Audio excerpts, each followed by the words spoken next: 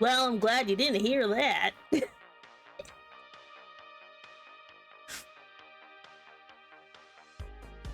Shut up. Anyway, hello. Hey, hi, hello, welcome in. My name is Semi Enigma. I'm an Elder Dragon Mom Boss. Thank you so much for joining me today. Who was that? Monster King 334, welcome in. You can pick up, thank you for joining the organization. You can pick up your badge at the front desk.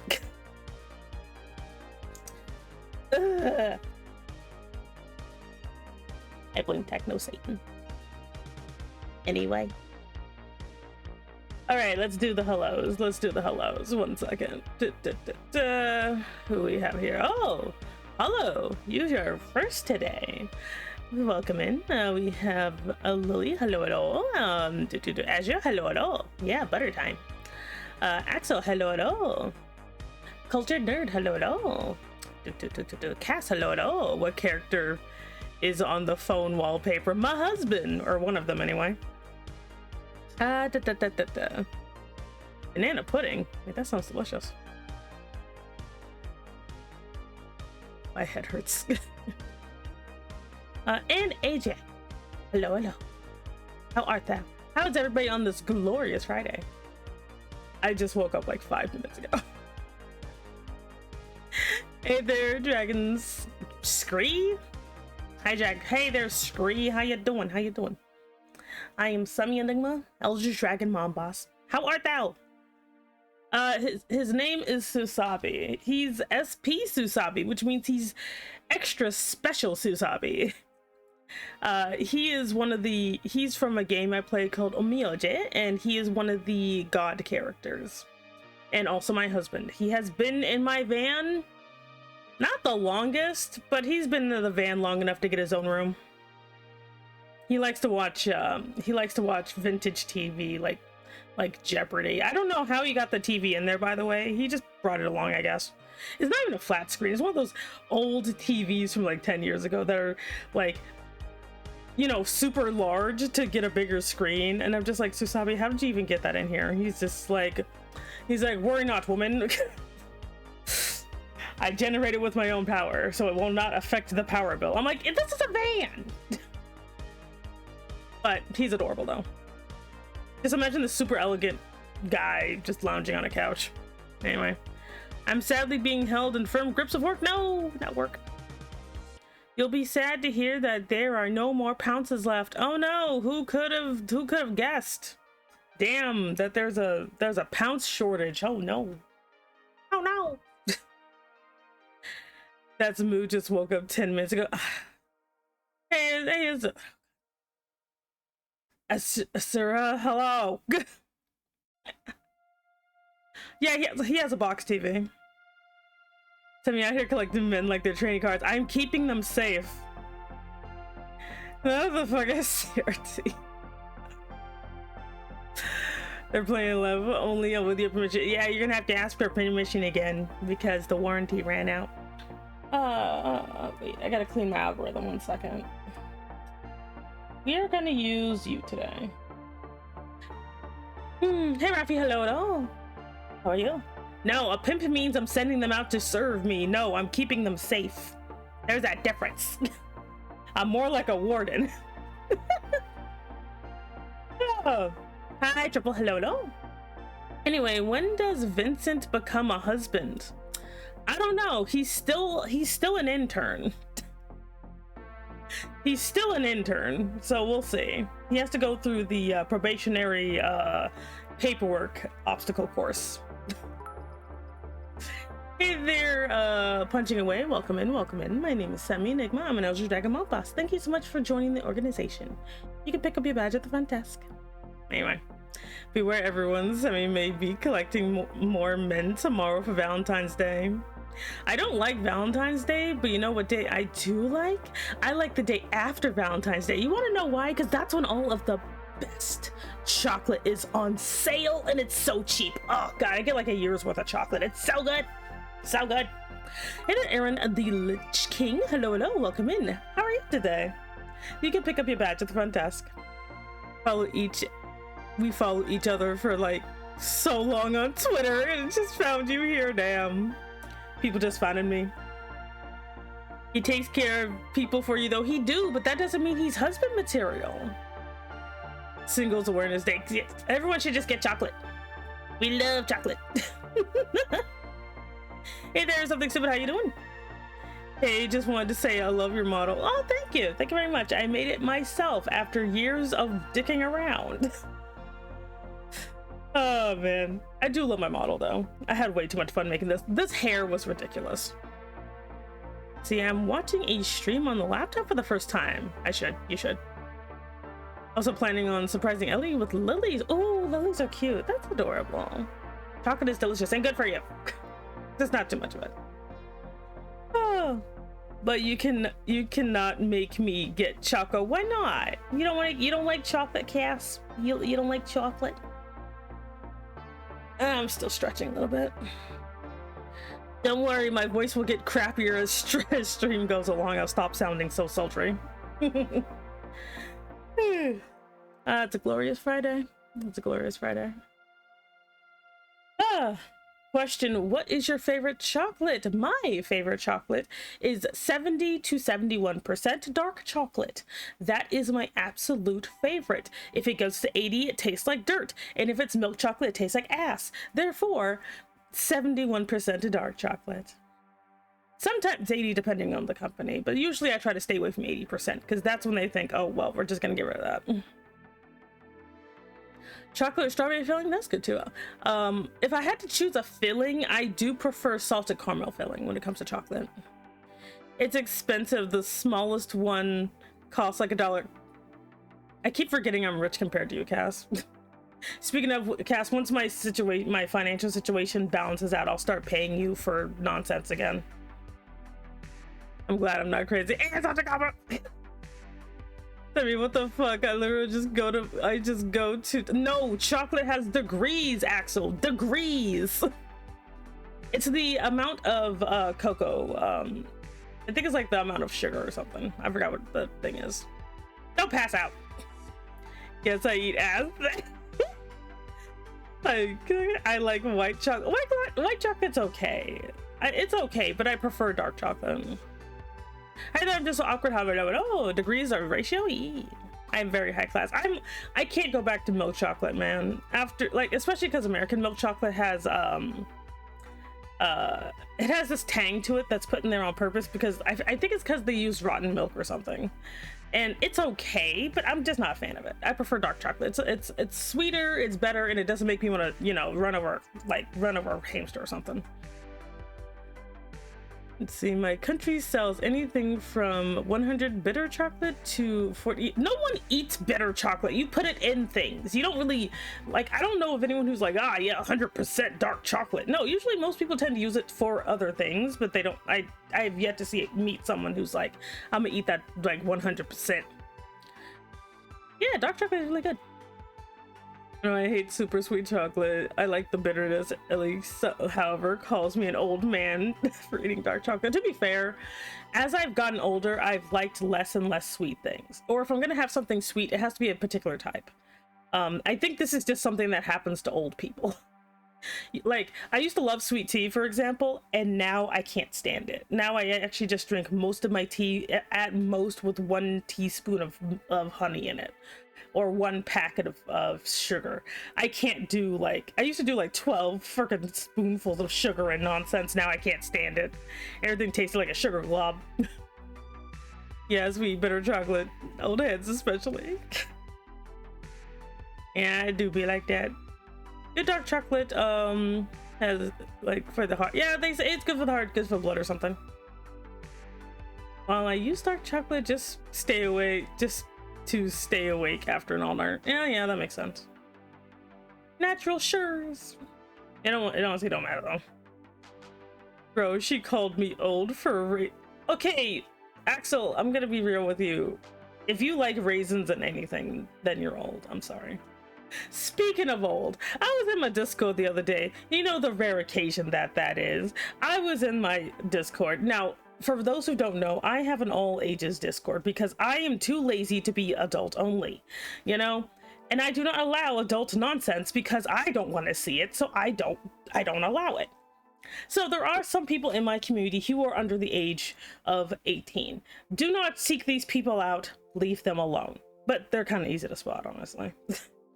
So it came up that, like, this younger individual who I already knew is a younger individual is like, yeah, I'm like old soul, you know? And I'm like, and that triggered me.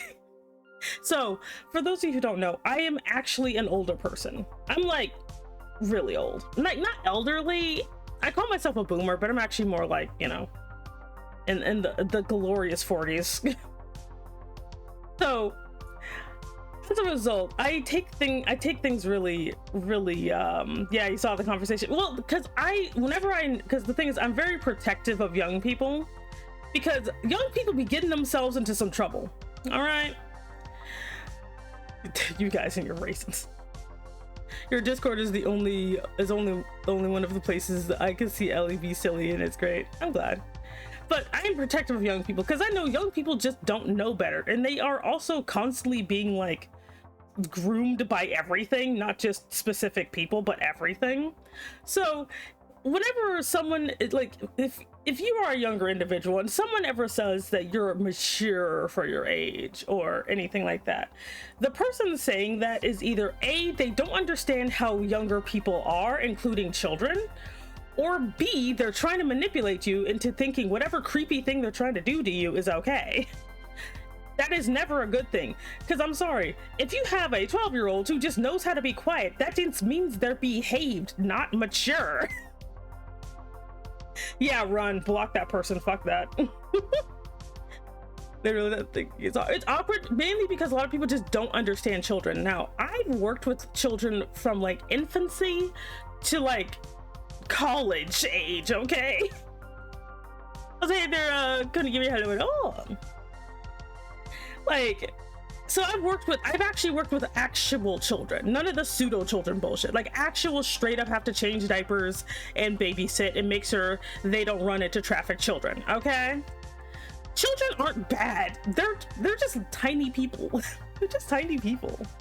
They just kind of do whatever, you know, including kids with disabilities, by the way. And so when someone's like, oh man, that 5-year-old sure is mature, I'm like, they're just quiet. And the reason for the quietness is either A, they don't like making noise, or B, they get punished for making noise. But no. So, like, if you were like under the age of like 25 and someone pulls that bullshit on you, be like, oh, you're so mature. No, block that person. Like, you're not mature for your age. You're just well behaved. Or you just have a trauma response. Same thing, honestly. You know? Of course, like, but with this individual, they were told by fellow children that they were mature. I'm like, children don't know crap. Like, people like, and now I do understand there's like people who don't allow like children in their communities are valid. They are, because some people just don't know how to handle kids. But like, I'm not scared of children. I'm just not like, but I'm also not interested in them either. You know, I guess maybe it's because of my sexual, I don't know. So yeah, you got so used to hanging around with adults, got like the adults were normal. Yeah. Like when you just have normal, like, because when you have normal adults, they get to be role models instead of creeps. You know, whatever happened to role models, you know? Well, if it's with the lens of children, then that's a bit different. Yeah, kids are weird. I forgot the words from a debunking person, like quoting being like, goes like, identify, question, and learn. Yeah, something like that. Which is not always, it's almost never the case, because like adults be weird sometimes. I'd help raise 4 kids, and yeah, they're just tiny people. Like, quite doesn't mean like they're just well-mannered, or B, they had low social skills. Exactly. Or in some cases with me, they're just autistic, you know? Also, thank you for the chin scratches. I appreciate when I see adults make boundaries very clear and educate kids. Yeah, like, because again, I've had like someone as young as like 13 in my community.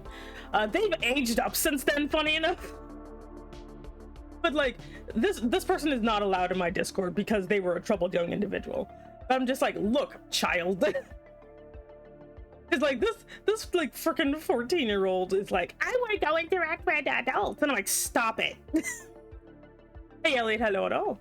Like, this person has been banned just because they're like, they were very weird. They were very weird towards people. And I'm like, okay, look, people keep blocking you because you're a straight up child. Not only are you a child, you're a weird child that keeps doing stuff that is gonna get someone arrested.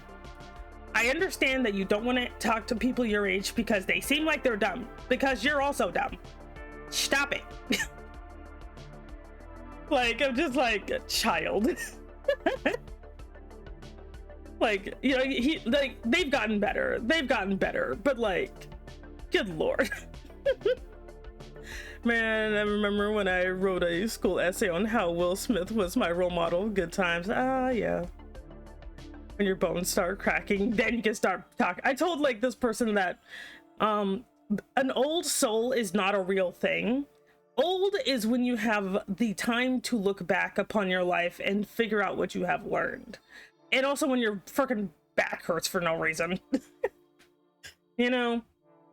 if you ever want to know, like, if you ever like, if I think me and my roommate call it the Nanami speech, where Nanami from Jujutsu Kaisen actually describes what it's like to get older, and that thing is so on point. So if you don't understand, look up the Nanami adult speech or whatever, and it's funny. I was like that for a bit. A fan base of children makes me feel weird because, like, when I was younger I wanted to be grown, and now as an adult, like, that's the paradox of it. People always want to grow up because you think when you grow up that you will be a cool adult and that things will work out for you. Not only the thing about being an adult is you're still as powerless as you was with as a child, but now everyone expects you to do crap. That's the only difference. Like, I've still felt the same way since I've been 14, except now my body hurts. When I realize why I like this dude, I'm still in high school. Yeah, Nanami's like 28. I'm older than Nanami, but he still makes some valid points. Then you wake up with hair on your pillow. We adults now, we easily go to jail. I appreciate 18 and older, don't leave space. Nah, I don't know. The kids gotta go somewhere. You know? I personally just really do feel like, and I understand that, like, you know, a lot of younger adults nowadays, y'all 20-somethings, have also just been like told that kids are a nightmare and will get you to go to jail and whatever, you know? Oh, you mean working shit? Yeah, working shit too. But like, a lot of younger adults, especially if you're under the age of 30, kind of had this entire time where you were just taught that children were the worst, that either the best thing ever because they will be your personal minions and slaves, or the worst thing ever because they will get you to go to prison. It's kind of hard to like deal with younger people because you're just kind of constantly told how bad they are. And you are also not really ever in a space where you have to interact with children who aren't screaming because whatever, you know? A lot of people don't have to interact with kids nowadays, and I think that's a bad thing. They groomed on the internet, so yeah, that's the thing. As some devil class, but kids are also jerks. Yeah, the internet did, like, the thing is, irresponsible parents have always been a thing. The internet did not create that. That is a lie. I'm from the time where the internet wasn't even a big thing. Irresponsible parents have always been a thing. The internet did not create the iPad kids. You know what did? Propaganda. You see, having being young people who see why people do prefer, like, the thing is, 18+ spaces only are good if you just want to be a pervert, in my opinion. Like, if you just want to be a pervert, that's literally why most people make those. But if you're like me, who doesn't even like perverted stuff half the daggone time, or the type I do enjoy is very vanilla, it makes no sense for me to do that. I don't want to see people just spamming their whatevers everywhere. That's annoying as crap. And the thing is, they'll be like, oh, well, we're talking about a mature discussion. Sometimes kids need to hear this stuff too. We can't just bubble the kids away, you know? And the thing is, I'm talking about someone I did not start using the internet until I was almost 20, you know? Like, I was almost 20 when I even thought about I was like 22. I was 22 when I started using the internet at all. But some people, like, you know, some people I know, good friends of mine IRL, have been using it since they were kids, and they are messed up. They had unfiltered access to stuff they shouldn't have, and now they're just having a time, you know? I don't think I've changed much after 17, still a nerdy dork who loves listening to video game lore videos. Awkward social skills. Yeah. Probably. That's probably exactly why you are. Yes, I am. I was like 9. Oh, that's never good. 18 for me, yeah. Like, people who are my age, nearly grown, having them word penis as formal context. Oh god. Like, and again, like, and I think that's also why I'm pretty good. Like, I'm not an expert, but I'm pretty good at enforcing boundaries, you know? And don't think I never had someone actively wait, no, I did use the internet when I was younger, when I was 14, but it wasn't like the way it is now because we didn't have phones. But like, this is someone who, like, a guy did try to do stuff to me, and I literally just kind of got out of it because he was a little too cringe and into feet. Like, this guy got a picture of me. Like, it was really funny. I'm just like, wow, this guy's kind of a loser. But you know, when you're young and impressionable, that's why they come after you, not because they actually like you. I wasn't using the internet until like around 15. Yeah. I just finished recording the little challenge for myself. Now needing to edit. Ah, I believe in you. As long as it isn't aimed at them and is polite, it's not really like charge combo. Yeah. How did you know it was? How did I know it was feet? I don't know why. I attract feet people. It's weird. It's weird. I don't understand. I don't even like. No one has actually ever seen my freaking feet, so I'm just kind of like, what? Why does this keep happening? No one's even seen that. Like on Twitter, people be coming after me. I don't know why it's always feet. Like, I don't understand it. Like, I interviewed somebody who had a feet thing because again, I keep attracting them, and like, I don't understand the logic, but whatever. Like, some things I will never understand, like at all, man.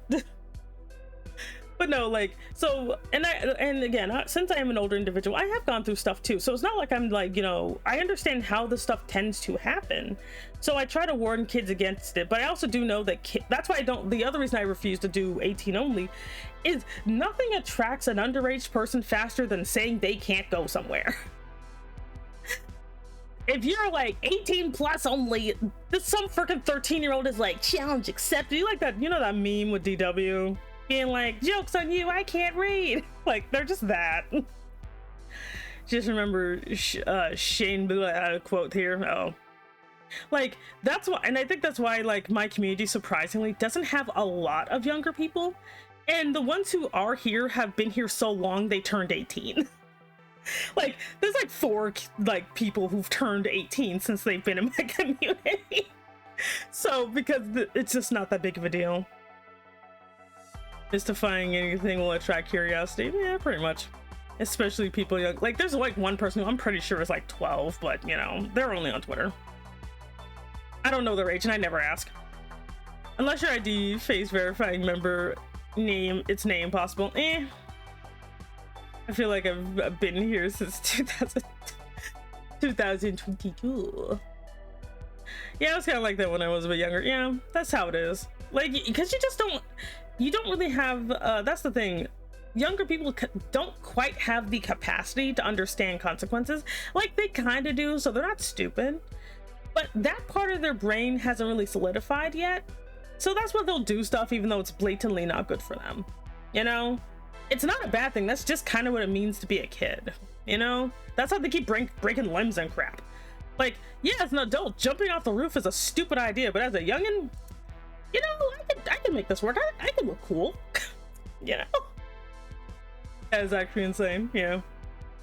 Fun fact, that stupid thing doesn't solidify until you're in your like mid-20s.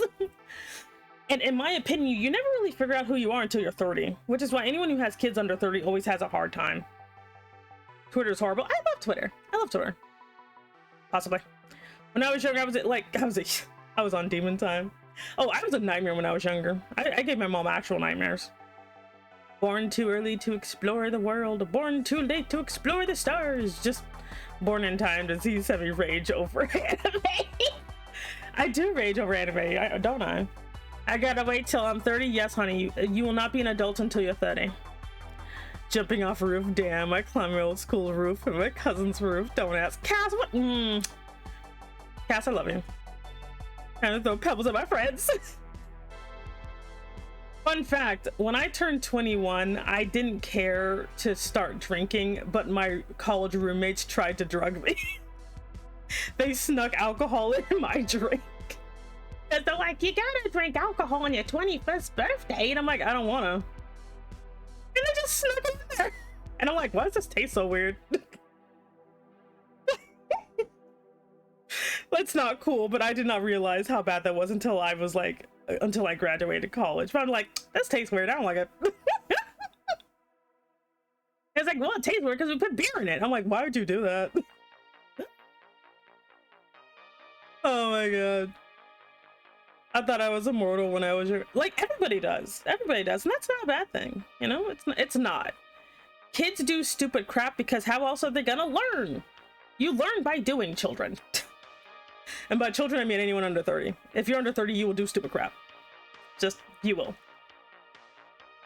I was gonna say the 2 cans of that Thatcher's cider was enough to get me to. I'm also a lightweight, so I don't like to drink anyway. So drinking properly when I go out is clearly going to be interesting. I believe in you. I can't drink. It doesn't matter how sweet. I could taste the alcohol. And like alcohol just has this, like some, like I do like, I think I like whiskey, but never straight. I don't like whiskey. I like my whiskey super gay. Let me stop. I prefer to put it with something, but I'm just not really a fan of alcohol in general. I'm not, and I also don't like weed because it legitimately makes me useless, and I hate that. I'm too productive for weed. Nothing against it. If you like alcohol and weed, more power to you, but it's just not for me. Like, and that's how I'm never gonna be like, oh, it's bad for you. I'm just like, nah, I don't like it. I don't like donut. I stopped drinking after getting a hangover. Oh God, I've never gotten a hangover before because I refuse to drink that much, but it sounds awful. I always wanted to grow up so I can smoke and drink, and now that I'm older, I realize that stuff doesn't look fun anymore. Like, smoking looks cool in anime. It looks stupid in real life. I like my whiskey. I swear to God, Cass is like the quote master. He keeps catching all the weird stuff I say. Tired EDs. I never wanted to drink or smoke, especially after that. Like, I was a part of the dare thing, and honestly, I didn't understand why everybody wanted to do it. It seemed dumb. like, and I think it's because I grew up around people who actually use drugs, so I'm just kind of like, I don't want to do that. That looks stupid. They don't even do anything. So I'm just like over here, just being like, whatever. I'm gonna do the best type instead of drugs. I'm just gonna, I don't know, watch anime. And then I started hating anime, so now like I've hit that point of hipsterdom where I'm like, I don't even read manga half the time. I just read light novels. Barely. I actually just read Wikipedias for fun. That's my favorite thing. Give me a good Wikipedia and I will be like good for hours. Enter the mysterious emblem. Welcome in, welcome in. How are you? I will draw it sometime, I promise. Actually, let's go ahead and get started. Let's get started on drawing so I can actually get something done for once. We're working on the map of Valis. Isn't that great? The eyeballs at A. Like, I don't know. Like, there's some stuff I just straight up get. Oh my God, I forgot to announce I'm streaming, didn't I? Oh God. 1 second. I gotta announce I'm streaming. Shit. Oh boy. Let me get that. I knew I forgot something. Damn. Okay, 1 second. 1 second. Oh, no, I knew I forgot something. So we post to you. And then, yes, leave. And then, to the blue ski. I'm trying to get into blue sky chat. It is just not happening. But I'm trying. I'm trying. It's so hard though. Anyway, hey there CD, hello at all. Okay, so I'm about to switch over. It is boring. Like, people say Twitter's bad, but they like it just because it's trash. A trash fire is more interesting to look at than a regular trash can. You know what I'm saying? Let's see. Let's go ahead and get everything set up so we can switch over to the art. Okay. There we go. Because remember, kids, no matter what people tell you, yes, the muskrat made it worse. But the worst thing about Twitter are the users of Twitter. No amount of rules will ever change that. Like, the worst part of Tumblr was literally Tumblr users. You're doing well. That's good. That's good. I'm also doing pretty good.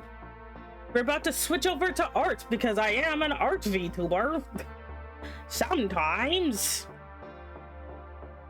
Where exactly do I meet people? When I was younger, I kept to myself because I never really got invited out, but now I really want to go meet people my age and have friends, but no one's hanging out. Most interactions are online and already established friend groups, or and it's not just fun. Honestly, what are your interests? Tell me your interests and I will tell you how to make friends. Because I apparently made friends when I'm 40, so, you know. Okay. And V tweeters, there's nothing wrong with being a little V tweeter. It's okay. Let's see here. I mean, you're not wrong. I just saw another person hating another. It's weird. Yeah. All right. We're good. Let's go ahead. Oh wait, first of all, let me switch back to over here. Okay, good. That's not where I want to go. Okay, so here I am over here, and I'm gonna go on ahead and we're gonna switch over to my art screen. Okay, let's get this party started. Welcome to Eyeball City, or the city of Alice. Let's see here. Parks, malls are pretty dead. Social media conditioning doesn't exactly help. Also, mass shootings.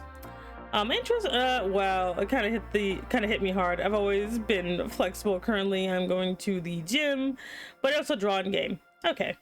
No, Valis, not Alice. Little dork. I like fashion and cooking. The easiest way is number one. If you like to draw in game, going to gaming conventions and participating in any events that they have is good. If you like anime, going to anime conventions, and I don't just mean the big ones. A lot of cities nowadays, if there's no shootings, will have smaller conventions or ones that are just starting out. Go to those, and especially the local ones, because the best thing about local city conventions is that these are people who more than likely live in the area, and you can get to know people that way. So that's also something you can do. Let's see. Or you can go with my method of, hey, you look cool, and it'll snowball into accidentally making friends. That's a method that helped me make 4 friends in the UK. Nice. Here we go. But yeah, local conventions are a great way, just because you already have something in common that you can talk about, you know? So that's good. Let's see, what are we gonna focus on today? That's a good idea. Sadly, I think the next convention in Marist is in July. That's okay. Just take some time. Like, I know a lot of people are like, oh, well, I can't do it now, so it's not worth doing. And I'm like, no, it is. It is still worth doing. You know, it is still worth doing. What is this? So we're gonna put Rich District. Let's just focus on this area right here for now. We're gonna focus on just this area. Okay. Let's see here. Okay. Hello there, Methril. Hello. Welcome in. My name is Semi Enigma. I'm an Dragon Bomb Boss. Thank you so much for joining the organization. You can pick up your badge at the front desk. Anyway, I'm just a loner, not the loner. I'm a loner. You guys aren't loners. Like, loners want to be alone. There's a difference between want to be alone and just accidentally ending up that way. There's a difference. When I was studying in college in another city, I wasn't sure of any good places to eat, so I asked the guy who sat next to me in class, and I managed to make a friend that way. Like, honestly, making friends is not that hard. It's just you can't be too weird about it, that's all. Because a lot of times what will happen is some people will kind of be a little too weird about it, and that's what turns people off.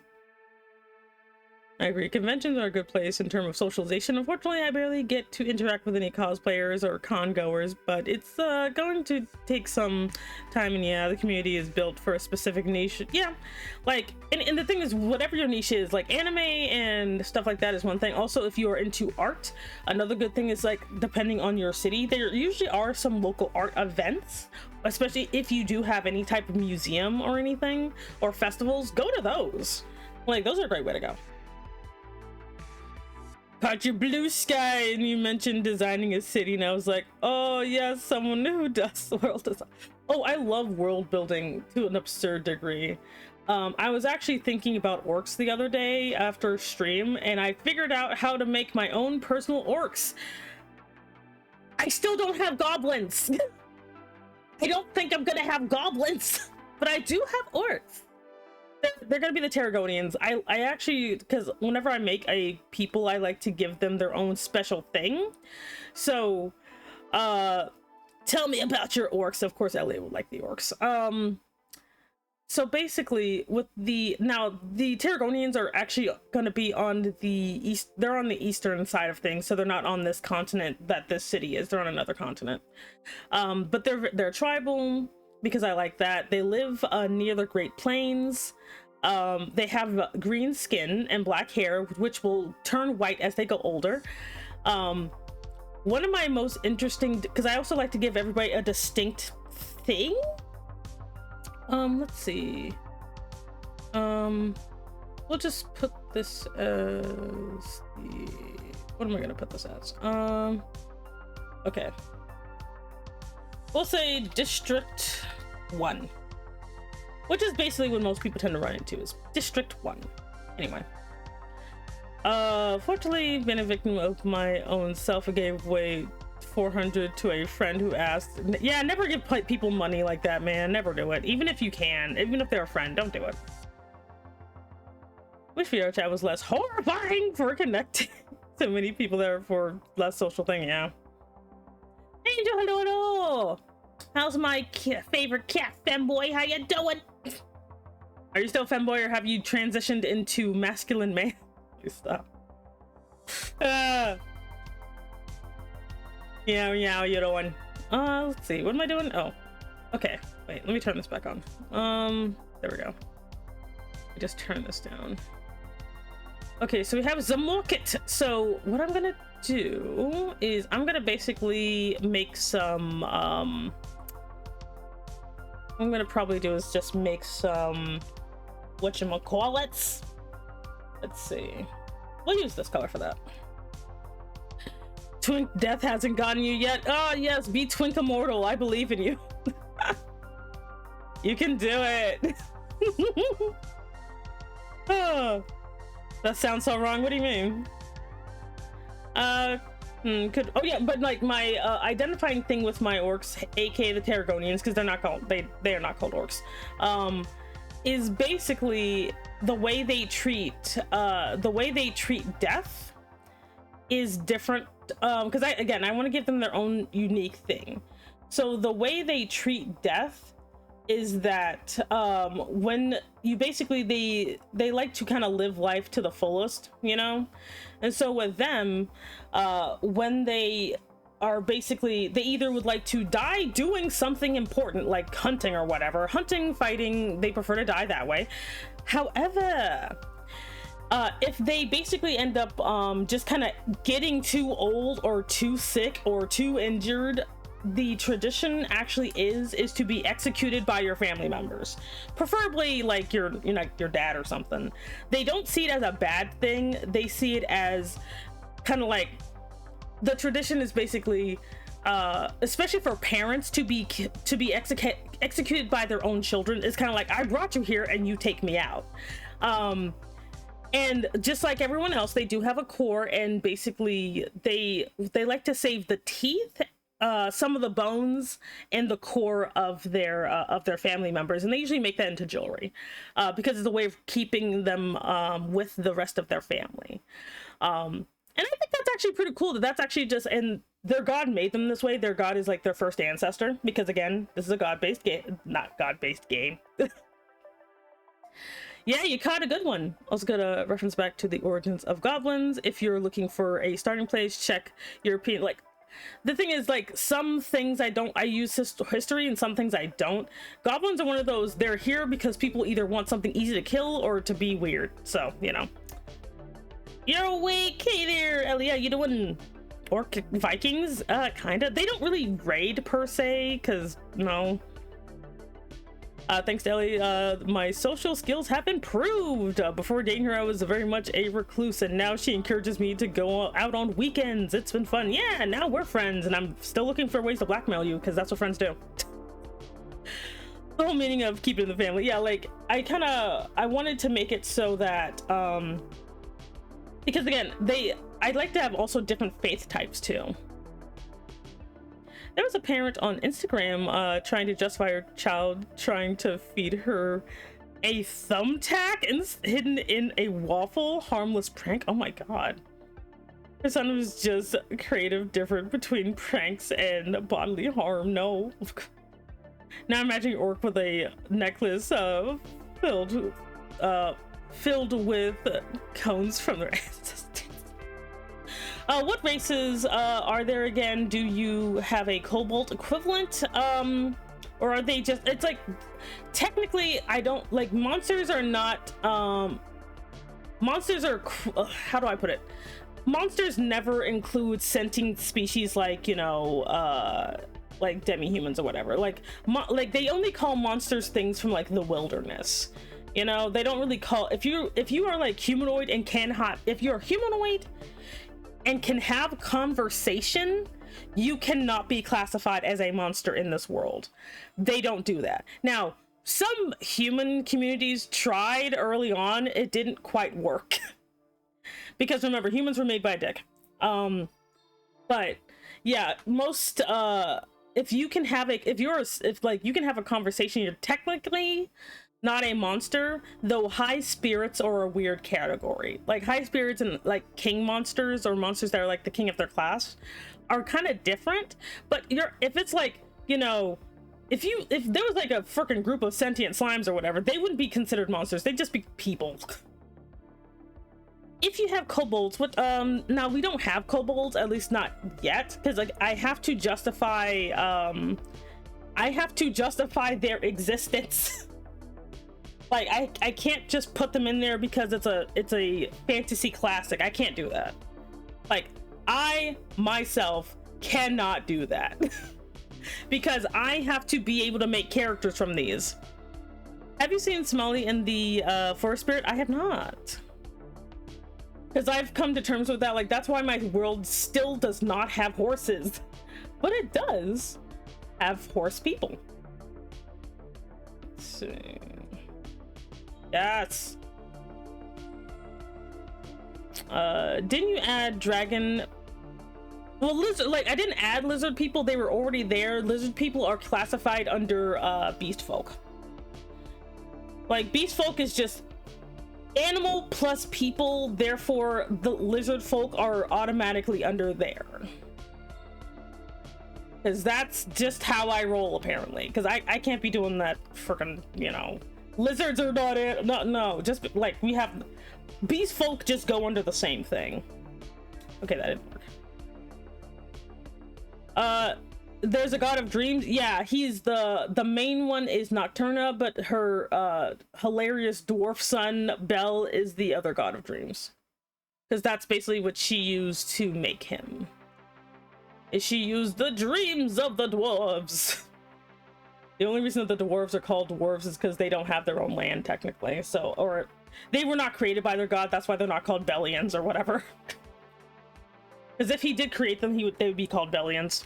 There we go. Oh, so you're the source exists method. Yeah, just because it makes it better for me for storytelling. I don't really like because like even with elves, I actually didn't have elves at first because I had to justify how they got there, other than just Tolkien did it. Like I had to be like, okay, no, for my setting, what would the elves even be doing? Why would they be here? Because they were here before humans, so I can't just make it that they're a weird response to humans or something, you know. That's why there's some people types that aren't really like in other places. Ooh, this is looking good so far. This is looking good so far. Make them a little bit paler. Okay, so we're gonna do the main roads. Wrong color. There we go. What if Fae are sort of the embodiment of children's dreams? That might work for your setting, but that's not how it works here, because the Fae also have their own goddess that made them. And they are made from her dreams, but they're not necessarily connected to people. Honestly, could have been one hell of a cool concept of Nocturna accidentally making a good nightmare as well, like, because the gods are not good nor bad, they can do all kinds of weird stuff. It's really fun, actually. Indeed, I am quite the sexy. Let me stop. I gotta be on my best behavior.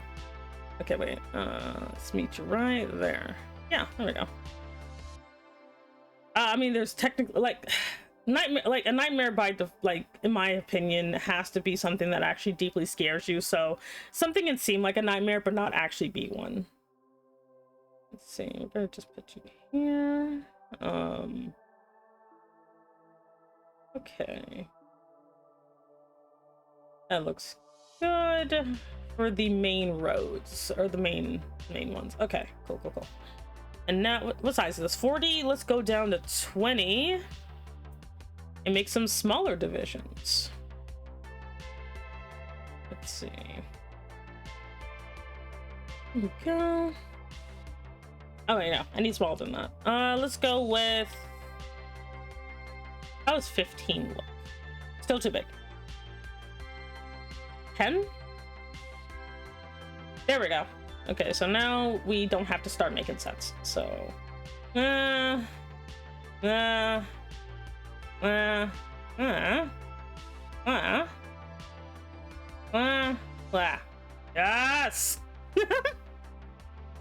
Anyway, but the god of nightmares. That's like good nightmares. What the? There's not really so much. The god of nightmares would be under the same thing as the god of dreams. It's just he wouldn't do it intentionally because he wouldn't really know what nightmares are. Let's see. You got an iPad 13. Nice. That's good. That's good. There we go. Because that's the thing. Like a lot of times, when people make like their gods or whatever, they kind of want to put them in a weird Christian mold. Which there's nothing wrong with that. There's nothing wrong with like delicious Christian molds, but not all like gods kind of fit into that, in my opinion. So that's why like they seem a little weird to people because they're used to like being, you know, oh well, you know, gods have to be specifically good or specifically evil, and not everybody's gonna really fit into that. You know, like not everybody's gonna fit directly into the, you know, oh well, my divine whatever is good or my divine thing is evil or whatever. Because that's something that can basically change depending on who the target audience is. You know what I mean? You know. Yes. Aha! Yeah, you want them to be like benevolent, but in my opinion, that is something that means that the powerful creature in question has to even know what that means. You know, like again, if you've ever interacted with a bug, you know, that's kind of how you kind of, in my opinion, you kind of have to like think about it, depending on what flavor of divine god you are making, you know. So kind of like how it takes a lot to figure out what a bug wants. It's the same thing with some like divine beings because they're so big. Now some people don't want their divine beings to be that big because it's a little too hard to imagine for some people, which is valid. That is very valid. Shave that a little bit. That, and we'll just have this nice little square here. Okay. All right, that's looking good. That looks good. Don't forget to save. Like for me, like, you know, because it's kind of like, oh well, you know, how do we know if they're good or evil? They're neither. They're just normal. You know, they just kind of like how, you know, it's like if you ever want to see this kind of in action, look at like the anime, manga, or whatever, Noragami, where the reason that the gods have servants is because that are human is because the gods wouldn't, anything a god does is just because they don't have a way of basically knowing what evil is. So as a result, humans are the only ones who know what good and evil is because humans basically invented it. Like humans basically invented good and evil, so they're the only ones who can actually know what the parameters of what good and evil can even be, you know, which is super valid, honestly. Let's see here. We'll chop this up a little bit more. Yes. Yeah, it's a good anime. It's also a really great manga. Okay. That. So that's why, like, when you make stuff like this, and again, not everybody has to. Not everybody wants to think about the stuff. It kind of makes your head hurt after a while. But like when you make stuff like this, and that's only again if this is even important in your story, because for some people keeping it ambiguous is fine, you know. Hey Lung, hello. But for some people keeping it ambiguous is fine, where it's kind of like it's unknown or whatever, and that's fine. That's okay, you know. If you want to keep it ambiguous, completely valid, you know. For me, nah, I kind of have to have some stuff going on there. Like I gotta do something, man. There we go. Also, after playing Elden Ring in Fear and Hunger, my concept of what is a god has changed a lot, where nothing is absolutely good and absolute evil. It's always two sides of the same coin, pretty much. Like when you, it's kind of like when you have, it's kind of like how, you know, like a hurricane can't be evil even though it can do harm, you know? Like it's like that. In like, see, so it's 40 for big roads. Okay. There we go. And then back to 10. Like a hurricane can do harm, but it's not evil. It's just big. You know?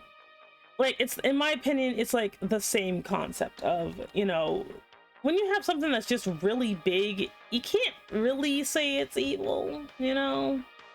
Like, I mean, technically you can, but like, it's not really gonna do anything. Like fighting the hurricane is not really gonna do crap, you know?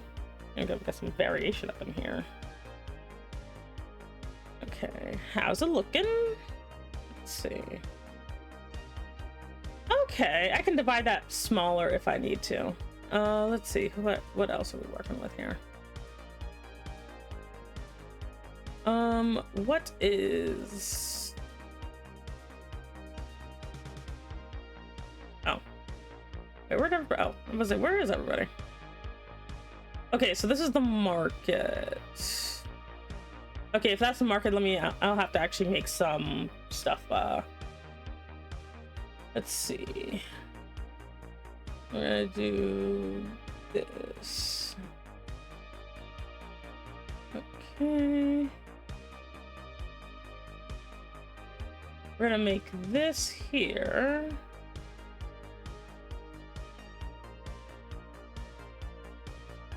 Oops, oh, wrong one. Okay, we're gonna take that out. And then we're gonna just put this as this is gonna be the open market. Well, if that's the case, then I might as well just go ahead and get rid of these actually. And we'll make this a little bit shorter. Yes. Okay. So this is gonna be where the open market is. Let's see. But yeah, like, and again, like, you know, and if it's not important to the story game or whatever you're making, you don't have to put this much thought into what you're doing with the with your gods or whatever. Like, you don't actually have to. It's just for me, because it's actually kind of important to the story. It's not just world building for world building's sake.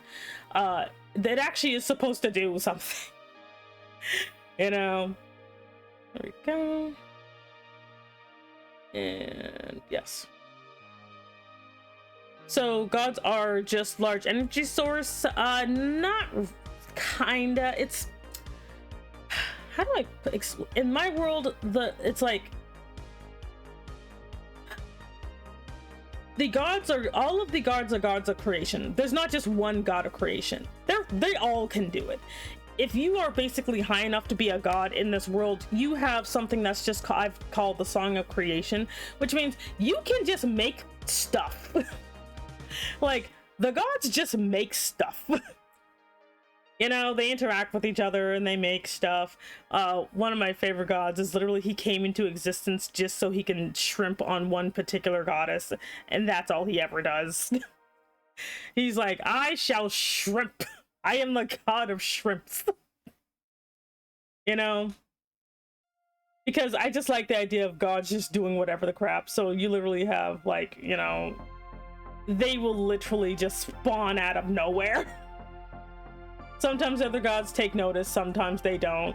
There we go. What do you mean, what in the world? What do you mean? Let's see. So they have larger buildings over here. Okay, so this is like the guild district. The guild plaza. Let's see, they have a... Okay. Okay, cool. So that's there, that's there, that's there, that's there. We're good there. This could be divided a little bit more. Okay. Glorious, glorious division. Oh, let's see. Let's divide you in two. There we go. Yes. But anyway, but that's just kind of how I feel about it, because in the world that I'm making here, like, you know, the fact that like the world is governed by the gods themselves and they kind of determine how things go, which is, in my opinion, what made this interesting, is what happens when you have a blatant not god come around, mess up crap, and leave. You know, and they just have to deal with the aftermath. Okay, so this looks good here. Okay, actually I think I'm gonna, and the best thing about this is I can actually color these, so I can actually like determine things later, which will be fun. Okay, I'm gonna keep it at like, keep it right there. And the only reason I'm making this map is while I was writing my story out, I kind of figured I needed one. It's like I was having some trouble with figuring out where everything was. So I'm like, okay, I actually need to figure out like what's going on there. Okay, wait. Let me see. I need to clean this up a little bit. Come on. Oh. Let's do this instead. I have to remember I was at 10 before. There we go. Because it's not getting in the walls. We're not gonna get them in the walls. Here we go. Can't have them in the walls. Let's see. Mainly because the walls are elevated. That's why they can't really get the water in there. Okay, good. Anyway. Also, think of the care combo. I stretch. I don't know what else I'm doing. And I'm drinking water. Actually, I'm drinking tea. Today's tea is apricot ginger. Okay, so we did that. So we're gonna have, so we have trade shops are gonna be over here. I think I'll probably change, this is gonna be hotels in the business district, actually. Okay, cool. Oh god, I have train.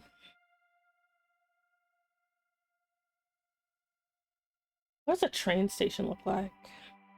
So Eldritch gods just drunkenly come to the world sometimes, mess things up, and just leave. No, only one guy did that, and he's technically not a god at all. Most of, like, any god that has actually showed up in this world has actually stayed because they're not weird. Let's see. Only one person has done that, and it's literally the Reddit mod. Let's see. Okay, so I think what we'll do is we'll have like a, let's see. Well, first let's do this. Because it doesn't actually need to be that big. It doesn't have to be that big, the train station. You know, you can also be a part of District 1. Okay, so I still think he was, I mean, he was, still think he was drunk. He was interesting. Sorry for all the god questions. I like that. No, you can ask any questions about my system that you want. That's fine. I like talking about it, you know? I just don't want people to think that this is the way you have to do things. This is just the way I've done it, because for my writing style, this is the way that was the most interesting to me. Even when it came to the space Catholics. I need to stop calling them that. So technically Ozites, but calling them space Catholics is also fun. But anyway. Okay, so we have this. And then let's see, so we go back up to 40. Okay, and so we have, oh, wrong thing. Okay.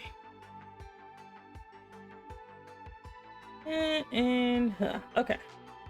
So that is the train station, which we'll leave it like that for now. Okay. And then we have manufacture. Let's see. I'm trying to make it so that way, because I like to, like, people who don't know, I tend to make my files really big, so when I want to, I can zoom in and make things more detailed when I want to. That's basically what I do there.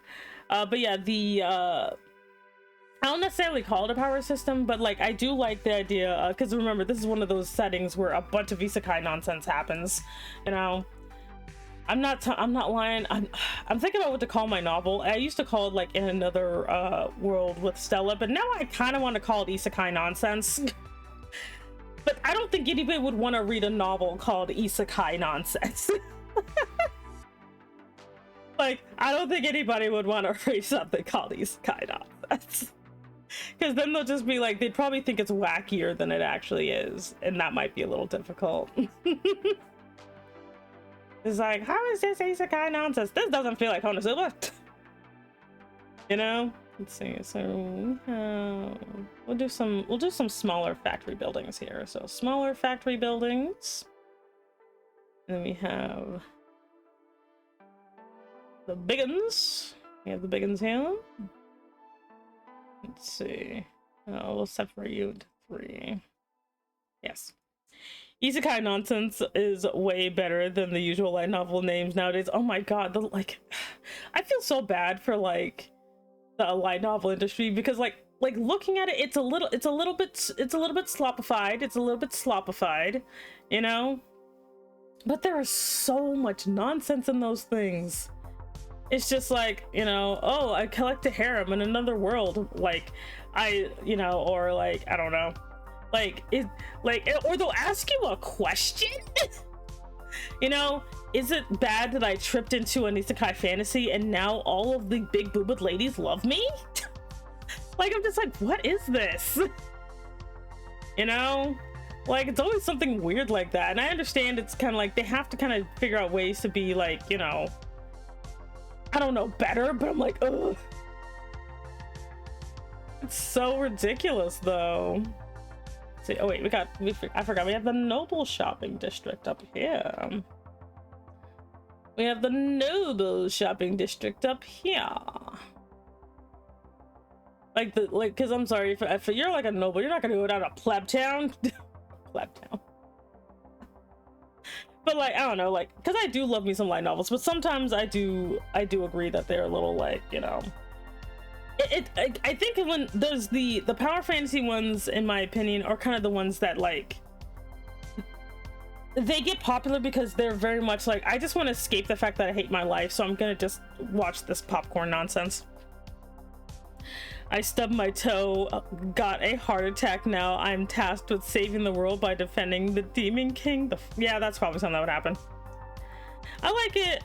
Is it wrong to pick up Girls in Dungeon? Like, there's nothing wrong with it. I've never read it. I don't know what's good about it, but you know, if you do like it, like honestly, even if the thing that you like is just straight up trash, like I personally do not see anything wrong with that.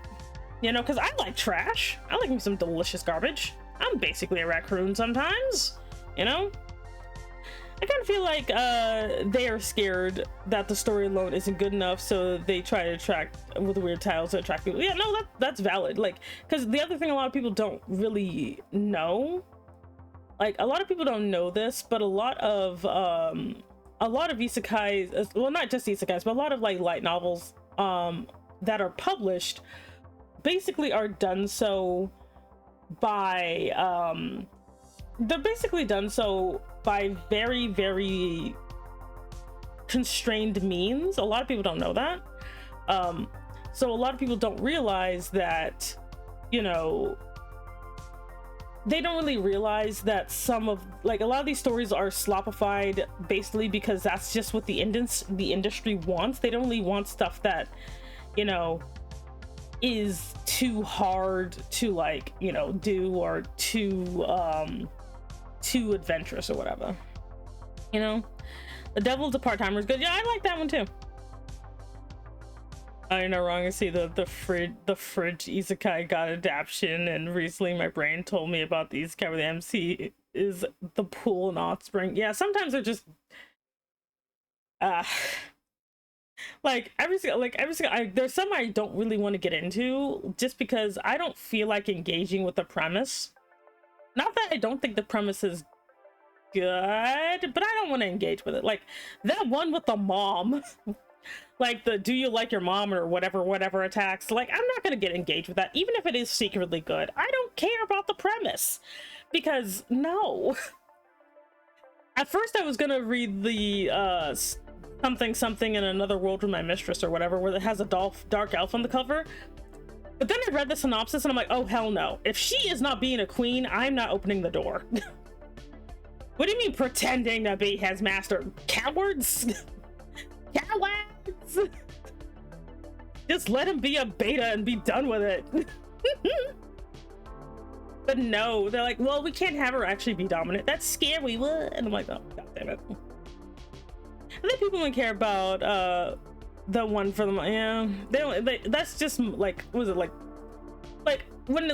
And again, you can write whatever you want, but if it's just fetish content, I mean, okay, but at least set the proper expectation. Like my story has like light BDSM elements, but I'm not gonna call it a BDSM story. I'm not gonna be like, you know, whipping people or whatever. It's just like some of the relationship dynamics basically feel like that, you know, like because I personally like the dynamics, you know.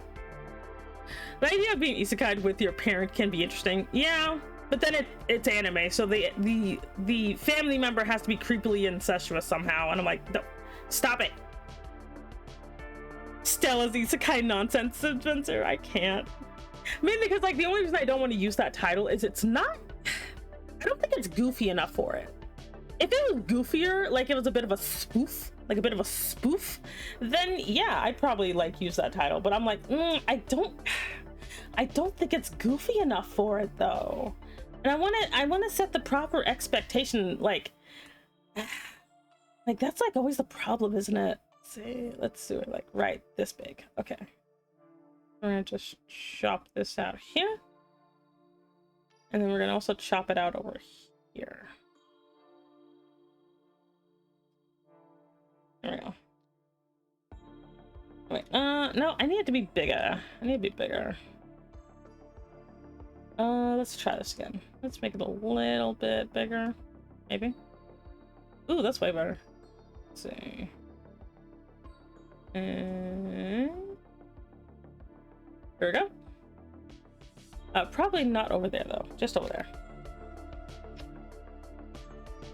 Let's see. Yes! Anyway. Yeah, you think something clever like Isekai Enigma, nah. Like, and that's the thing, I'm just like, like, if I didn't have more serious topics in here, I would actually go with isekai nonsense. I would call it isekai nonsense if it didn't have serious topics in it, like near the beginning.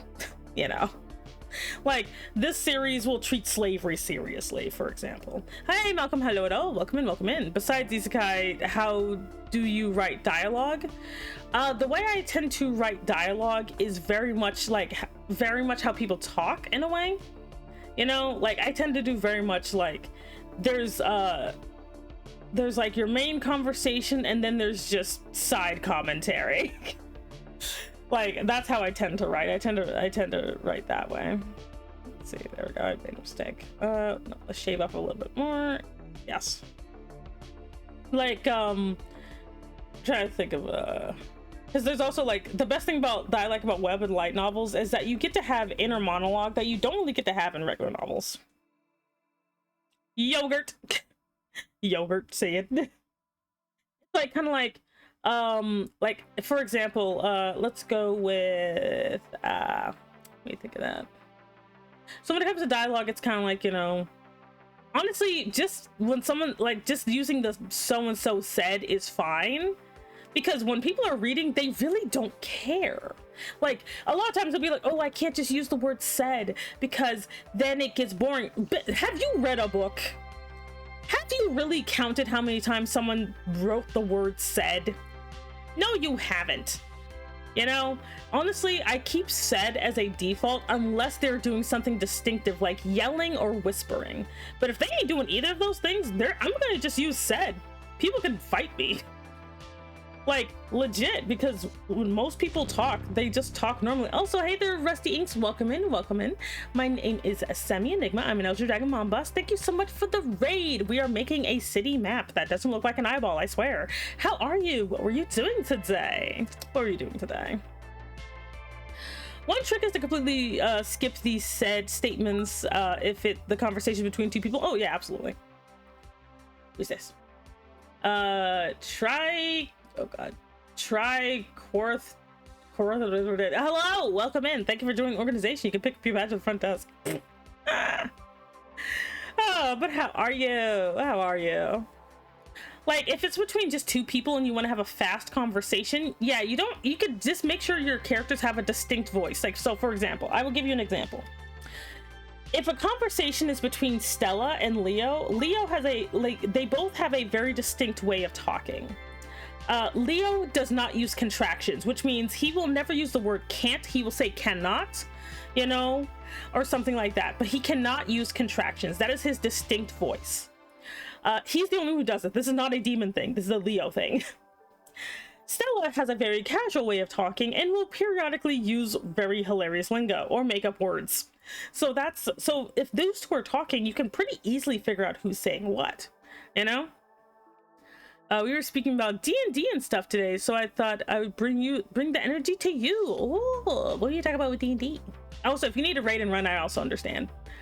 Let me look at the time. Okay, it's only 12 something. I tend to go to like 1:30-ish. So I'm trying to be good. There we go. Okay, so we got the fancy district. The fancy district. Let's see here. Okay. Yeah, character analysis is important. Like when it comes to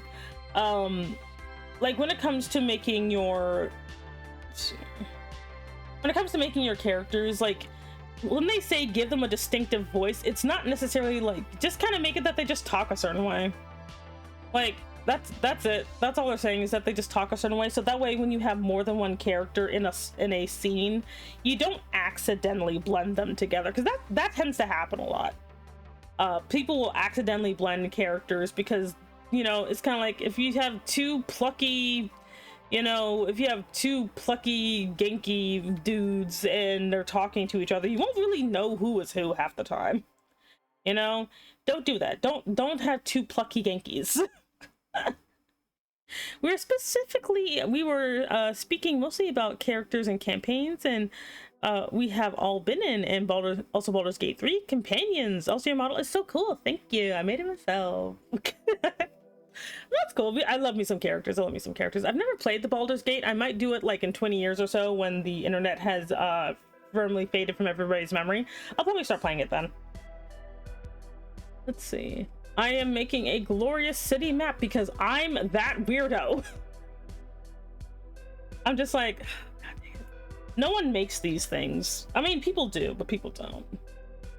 Like, I'm just like, crap. Because I was like, when I was writing, I'm like, oh, wait, I need to know which gate they go in through, or else I'll be annoyed that it's inconsistent. Let's see, 40 again. Let's see. Actually, let's make it a bit wider than that. There we go. No, it actually looks sick. Map making can be so, like, it is. Like, sometimes I don't feel like drawing characters, so this works out really well. Because, like, when I was originally writing, I said they came in through the south gate, and then I realized there is no south gate. There is a west gate, there is a west gate, and then there is an east gate, but there is no south gate. So I had to actually just straight up draw a city map. So, which, if you're wondering, this is farmland out here, farmland. Not the salt gate. No. We don't. I mean, there could be a salty gate. We don't know. Okay, so we have this here.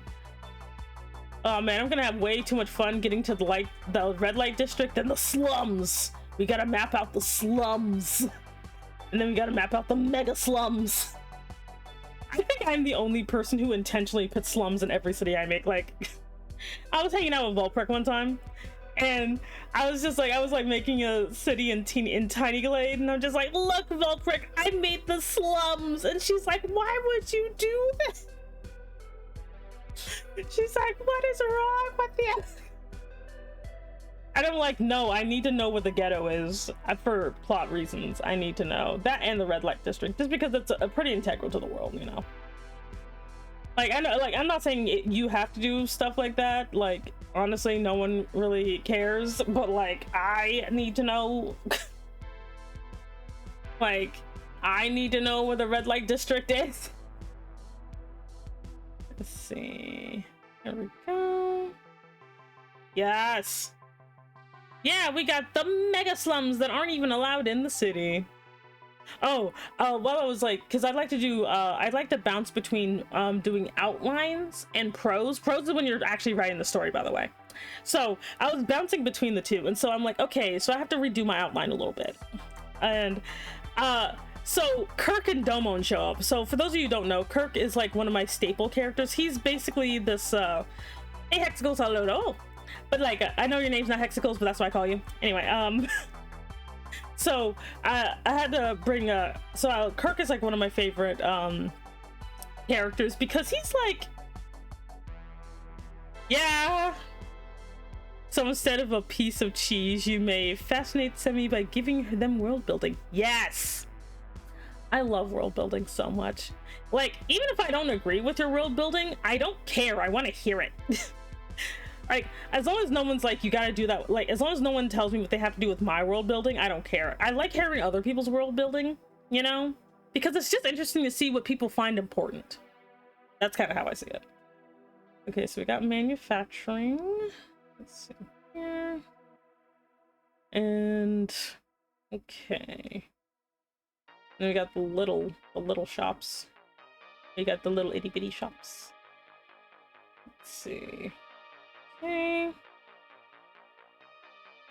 cool. Let's see, these ones are kind of big though. And then we have like the biggest one. Yeah, what's important to you? Like, cause some people, when they make the world, some stuff isn't important to them, and it's interesting to see what they leave out, you know? Like, some people will leave out class struggle, for example. I do like class struggle in my stories, so I like to put it in there, you know? Like, some people will put, like, you know, like fighting systems, for example. Nothing wrong with that. Mine, fighting isn't that big of a deal to me, so I don't necessarily have that many fighting systems. I have, like, some, but, like, again, this stuff I have to kind of work on. I got a workshop. Let's see, if this is trade center. So I'm going to give you guys a bit more smaller departments. You guys don't need to be so big. Let's see. Let's make you guys a bit smaller since this is trade. You guys would trade. Oops.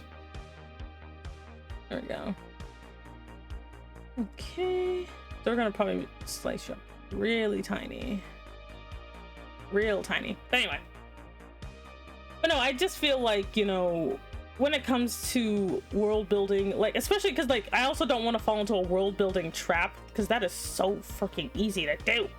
You know, where you're like, like, you just accidentally end up world building a bunch of stuff that you can't use. You know, I've been there. Look at all these H's. Look at all these little H's. Anyway, but I kind of want to make it so I don't fall into that, because, like, there's nothing more annoying than trying to write a story and you get lost in the world building and then you realize you don't even need half the stuff that you made, which sucks. It sucks a lot. Let's see here. I'll say they're Tessie brainstorms. Let's see.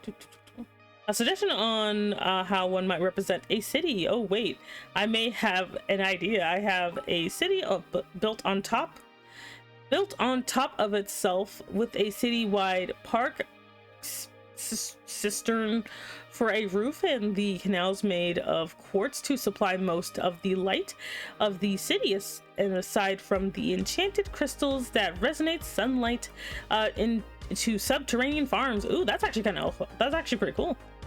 Anybody remember the name of the micro city in China? I think the maze built, isn't it like Kunlun City? I think it's Kunlun. Also, thank you very much for joining the organization. You can pick up your badge at the front desk. Okay, this looks good. Let's see. Nah, but I do remember that one. Let's see. Even though I have the city like that, there are villages outside of the city, but they're just called the villages because they're not a part of the city proper. It's a little dangerous to live out in the villages, but it's not as dangerous as it used to be in olden times. Let's see. Okay, so that's that. And that's here. Let's see. I can slice this up a little bit more. I can slice this up a bit more. Let's see. There we go. Not all, like, because even though this is like grid, you can start just making a little, like, making them a little wonky. You start making them a little wonky sometimes. Let's see. And let's do this one slightly off. And let's make you slightly off. There we go. The small shops exist for a reason. This is more like the plots that the buildings are placed on. These are big because this is the manufacturing area. Let's see. Oop. Give you a slightly wider street. There we go.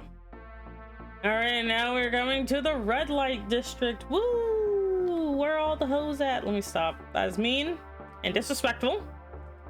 That's disrespectful. Like, don't say that. There we go. We got the red light district over here. So this is like, yes, if you're gonna do red light activity, you will be shoved over here.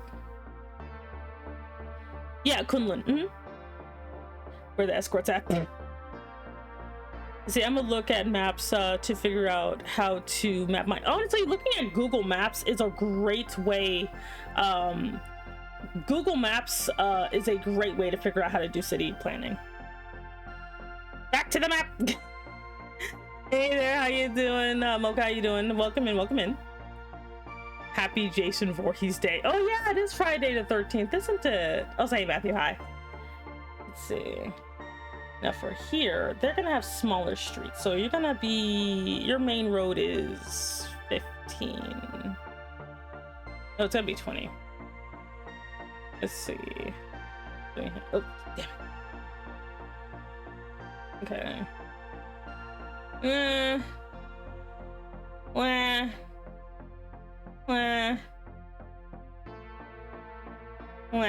There we go. Yes. Let's see. But yeah, when I do, because the reason I have some certain areas is because I'm thinking, okay, I'm gonna have a character that comes from this type of area here. Like, I'm gonna have a character that comes from here, so I kind of need to know where they are in general in the city. You know, I personally need to know that. I mean, that's disrespectful. Also, Sammy, Google's like, the word dick for the first time. Leave it alone. It's not my fault. There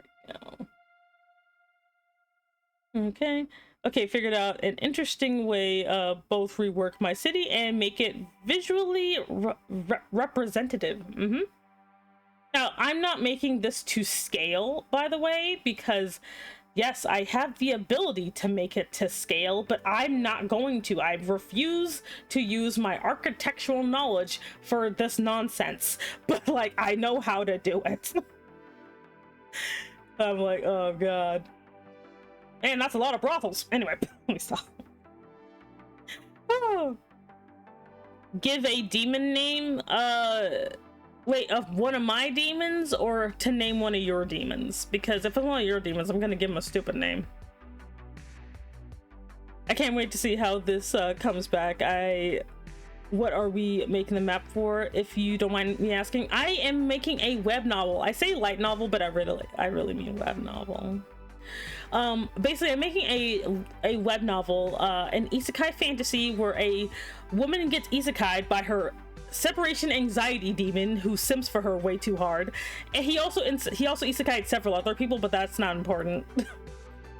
And this is the starter city. This is her Royal Road, maybe? I don't know. Isn't that like Royal Road mostly for isekai slop? I don't know. Anyway.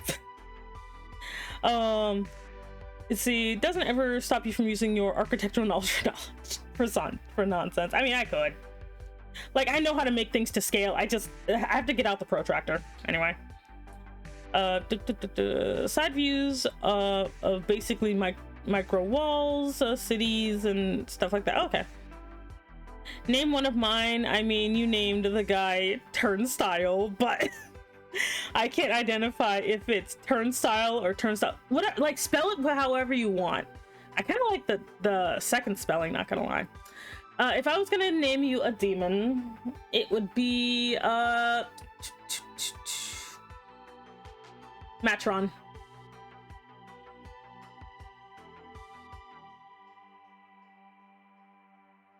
Matron. It could be Matron. Like Toblerone. Matron of the matchstick. Anyway. Honestly, I let Isekai get posted there. I mean, I like Isekai. I just think it's kind of sad how stagnated it's gotten. See, but they do have a pipeline that's actually posted now. Ah, I see. But yeah, like basically, for example, oh no, I was talking about Kirk. So we have Kirk and Domon. Like Kirk is a human. He's a human guy. He is okay. For those of you who know my other OCs, you know Jackson? You know Jackson, our favorite boy Jackson? Just make Jackson taller with way more muscles and way more pathetic. That is Kirk. He's so pathetic, but he's so great. He is just like, I can't. He's a failure of a human being, but I love him. Like, he's 2 seconds away from selling himself into slavery. Like, I can't. Let's see. I'm so nifty at translating normal words. Gurn. Turnstile is indecisive and easily swayed, while turnstile is the device for the entrances in and out of buildings. Ah, yes. No, we're not gonna give Jackson the croc with the highlights. He's gonna get regular cheesy crocs and be done with it. Okay. So into the slums. Into the slums, my children. But I just go, into the slums. Don't go into the slums. It's not good in there. It's bad. It's bad in the slums. Is he the horny one or the one who is not having his Eldritch Knots? He is the horny one because Kirk is horny. Kirk is a very horny man, and like he's so horny he got himself fired from every job he's had, and now he's known as either the Golden Rogue or the Blonde Rat because he keeps getting into places. Like he literally is like the guy who, like, you know you have like those rich older ladies, you know, who are cheating on their husband, like having an affair. They're having an affair with Kirk because Kirk is an idiot. Kirk is very stupid. Semi, stop pushing people into poverty. No, I will shove, body slam, and throw people into poverty. Blonde rat is that? Oh, I love because he's called a blonde rat mostly by men, but these are the men who either had their daughters, wives, or sisters seduced by him because he can't keep it in his pants because he has trauma. Like he needs help. Like he needs so much help. Like, oh my god. Like, he needs so much help. Like, this is the slums, so they're gonna have the super tightly packed housing. They're gonna be like, everybody's having shacks over here. We're gonna have Shaquille O'Neal up in here. Like, Shaq does not make an appearance in this story, even though he could. There should totally been someone who got isekai'd who's like, I am the Shaquille of the O'Neal. Shaquille of the O'Neal. Oh man. No wait, this is the biggest house for a reason. Even that's a really good nickname. But and the only reason like Kirk isn't like worse is only because of his best friend who's a dragonkin. His name is Domon. Domon is like my other favorite character because he seems really stupid. It's just he's starving and so his brain is not working at full capacity. Like, Domon is literally like, if you ever seen someone who's super hungry, but they're to the point where their stomach doesn't growl anymore, but their body starts shutting down, that is Domon at the beginning of the story. Because as a dragonkin, he has high stamina, so he has to eat a lot, but he hasn't been able to eat for a long time. Or eat a lot in a long time. I will throw bicep. God. Kirk needs to keep his pants on permanently as a punishment. Oh, he'd hate that. You can. His name is Shaq now. I am the LeBron of the James clan. The James clan. Oh my god. I kind of want to sneak this in here now. Just like he's like, ah, yes, I am of House James. They call me LeBron. Ride or die. Yep, we have Kirk and Domon. Like, I like my favorite thing about Domon is that, like, because he just wants food, because his body is like, bro, we gotta get bigger, you know? And like and like Stella is just like eating her food. Do it. I'm okay. I can make a ton of NPCs or like just background characters, so we can definitely have LeBron of the James clan. we could definitely have LeBrons of the James clan. Like that'll be a lovely, like, someone's gonna have to remind me whenever it comes to me making background characters to make LeBron James. Yeah. Someone tossed that demon a sandwich. But yeah, Domon, she's like eating a sandwich in the park, and like Domon is like starving, and so she could just hear his stomach from like 10 feet away, and she's just like, the fuck was that?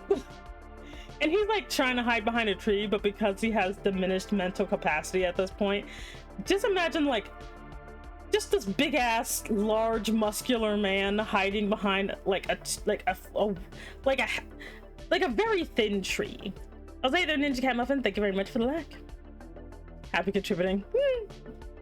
But change it to LeBron, and he's a powerful paladin or knight. Yes, he is Sir LeBron. LeBron from Black History, but I can't. Yes, he's like, I am Sir Knight LeBron of the James clan. Oh no, like it's a like Sir LeBron of the James family. It's like, we like to play a very favorite pastime, which we have called the bounce ball. He's like, I'm actually quite a bounce ball player. Oh god, no.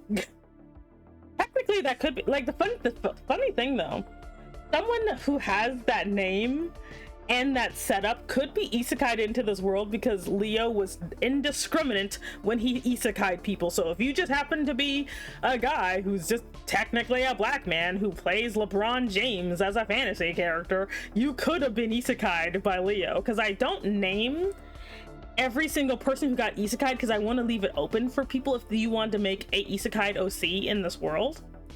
So if you wanted to be LeBron James, you could. On your lunch break, I hope you have a delicious lunch. Also, hey Vivid, hello at all. We're making the mega slums! The mega slums! Oh man, this is getting tightly packed in here. Oh geez. No, we gotta get it even more tightly packed. See, the poorer you are, the worse, the more tightly packed your house is. Like, look at this shit. This is Shack City. This is the city of Shaquille O.F. Neal. Like, welcome to Shack Town with a Q. Not Shack Town. I mean, like, man, why can't I be normal? Why can't I be normal sometimes, man? Like, good lord, this is getting ridiculous. No, just think about Shaquille O'Neal. Anyway. Yes, the mega slums. It had to happen. Welcome to the mega slums. where if you look like you even have the whiff of $1 upon your person, someone will stab you and steal your kidney. The mega slums. I wanted to see, like, I just want to see an advertisement for the mega slums. Just like, it's like, ah yes, the mega slums. Here, where you only have children so you can sell them for profit. That's awful. Don't do that. Don't sell your children and on the black market. It's oversaturated. Then just go, welcome to Shack Town, but it's with a Q. He's like, welcome to the Shaquille O'Neal. Like, he's not even associated with poverty. Why do I keep doing that? Good lord, this is some tightly packed nonsense. Jeez, look at this. Man, you can barely breathe over here. Jeez. Like, oh god. Can't even breathe over here. Like, it is just so freaking dink. Like, oh god. Like, you'd be lucky to get yourself like a, you know, like a freaking balloon case over here, man. Like, everyone's just dying and starving and falling over themselves and stealing each other's kidneys. I'm half convinced that the one kidney is just from that one healthy person that got lost over here, and they've been reselling the same kidney ever since.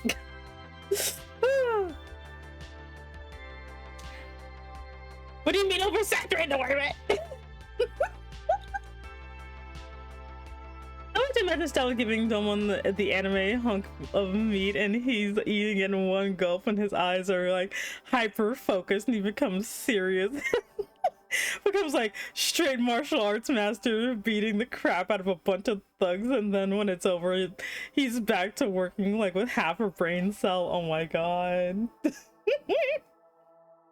No, like, because he's been like starving for so long, like Domon legitly just decides when Stella feeds him. Not only does she feed him, she takes both Kirk and Domon. She's like, okay, look, I'm not from here, so I want, because now Stella's not doing this because she's kind. Stella's doing this because she's like, I have money, but I don't know how much it's valued at, and I don't know what to spend my money on.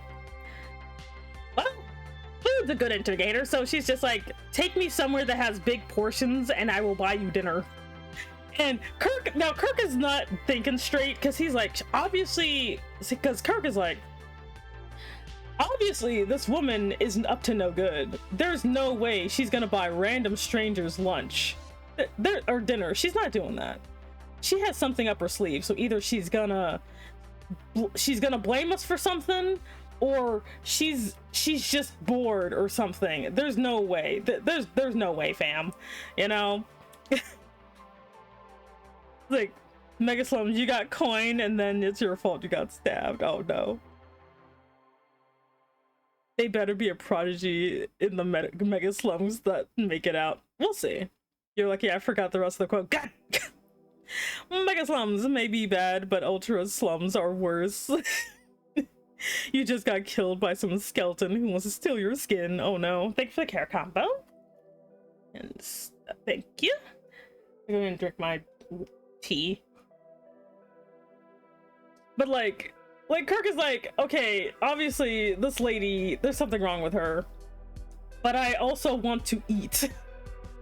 And by this point, Kirk is kind of desperate because his reputation has gotten to the point where he can't even get free food from ladies anymore, even though he's like, hey lady, I will do favors for you if you give me food.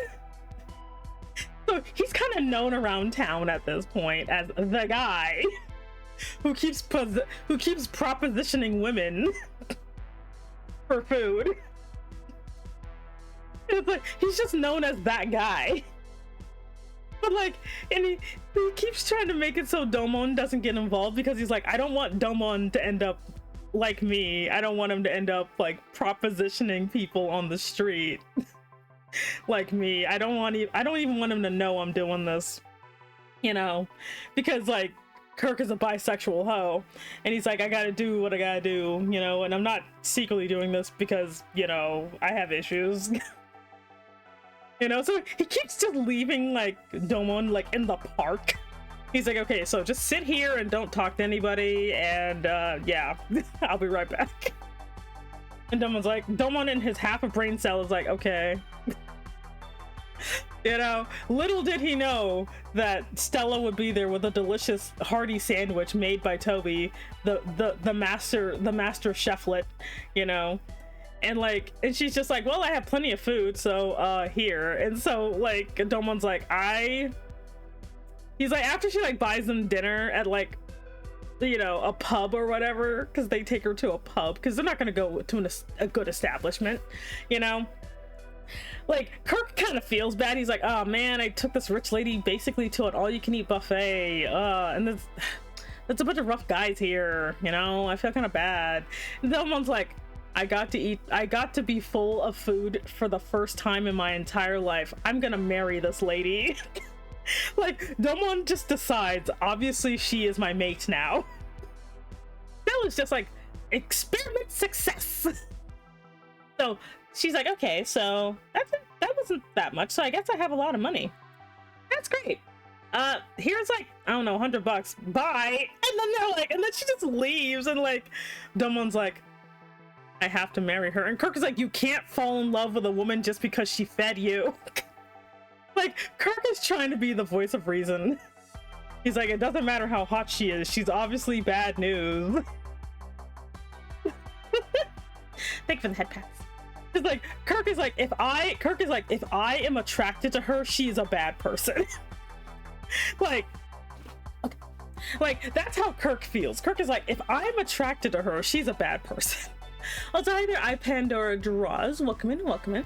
My name is Semi Enigma. I'm an Eldritch Dragon Mom Boss. Thank you so much for joining the organization. You can pick up your badge at the front desk. Okay, let's take a look at the Mega Slums. Oh boy, oh boy. Oh, that is, it's like the houses get progressively smaller. like look at this, look at this. Oh my god, it's just kind of like, ah yes, we have you know, oh, wait, so it goes like, no.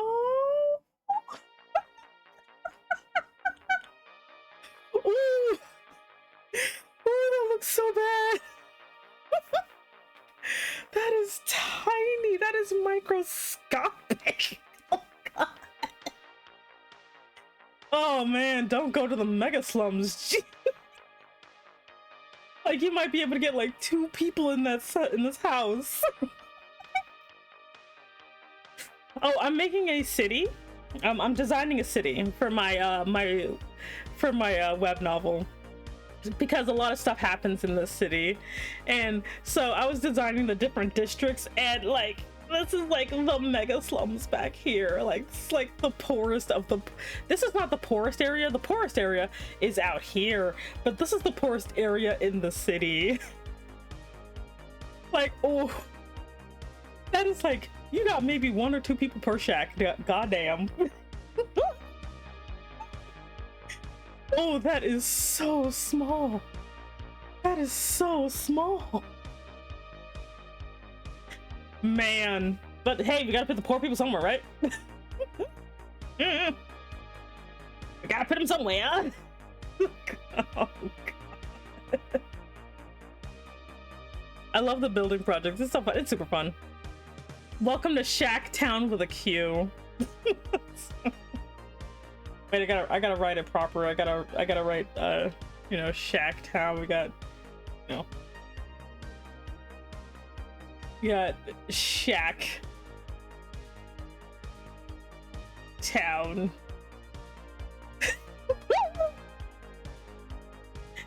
Can we have it where the demon doesn't even find her attractive like that? He just loves her because she like sharing meals with one of his culture. His way of well, the sad thing about Domon is that he doesn't know what his culture is because he's a dragonkin, and he was born from an egg, but his egg was just kind of left somewhere, and when he hatched, he just kind of wandered around. So, like, so he doesn't know what dragonkin culture is. Like, it's kind of sad, but for him, it's more like she is the reason I am alive. So I need to be with her. I need to be with her. Like, cause most dragonkin are very family oriented, but poor little Domon is on his own. He's on his own, you know. Don't worry, he'll meet other dragonkin eventually, but he's just like, he's like, the only reason he's not in worse trouble is because Kirk has enough brain cells to keep him out of trouble. Because he's like, look, just because I am a worker of the night doesn't mean you have to be the worker of the night. Plus, I feel like, okay, let me explain. Again, I am the asexual. However, I thought it would be funny for no one to have the appendage problem. You know how some male characters are just hilariously huge? You know? Domon has that problem. So Kirk is like, you're gonna kill someone.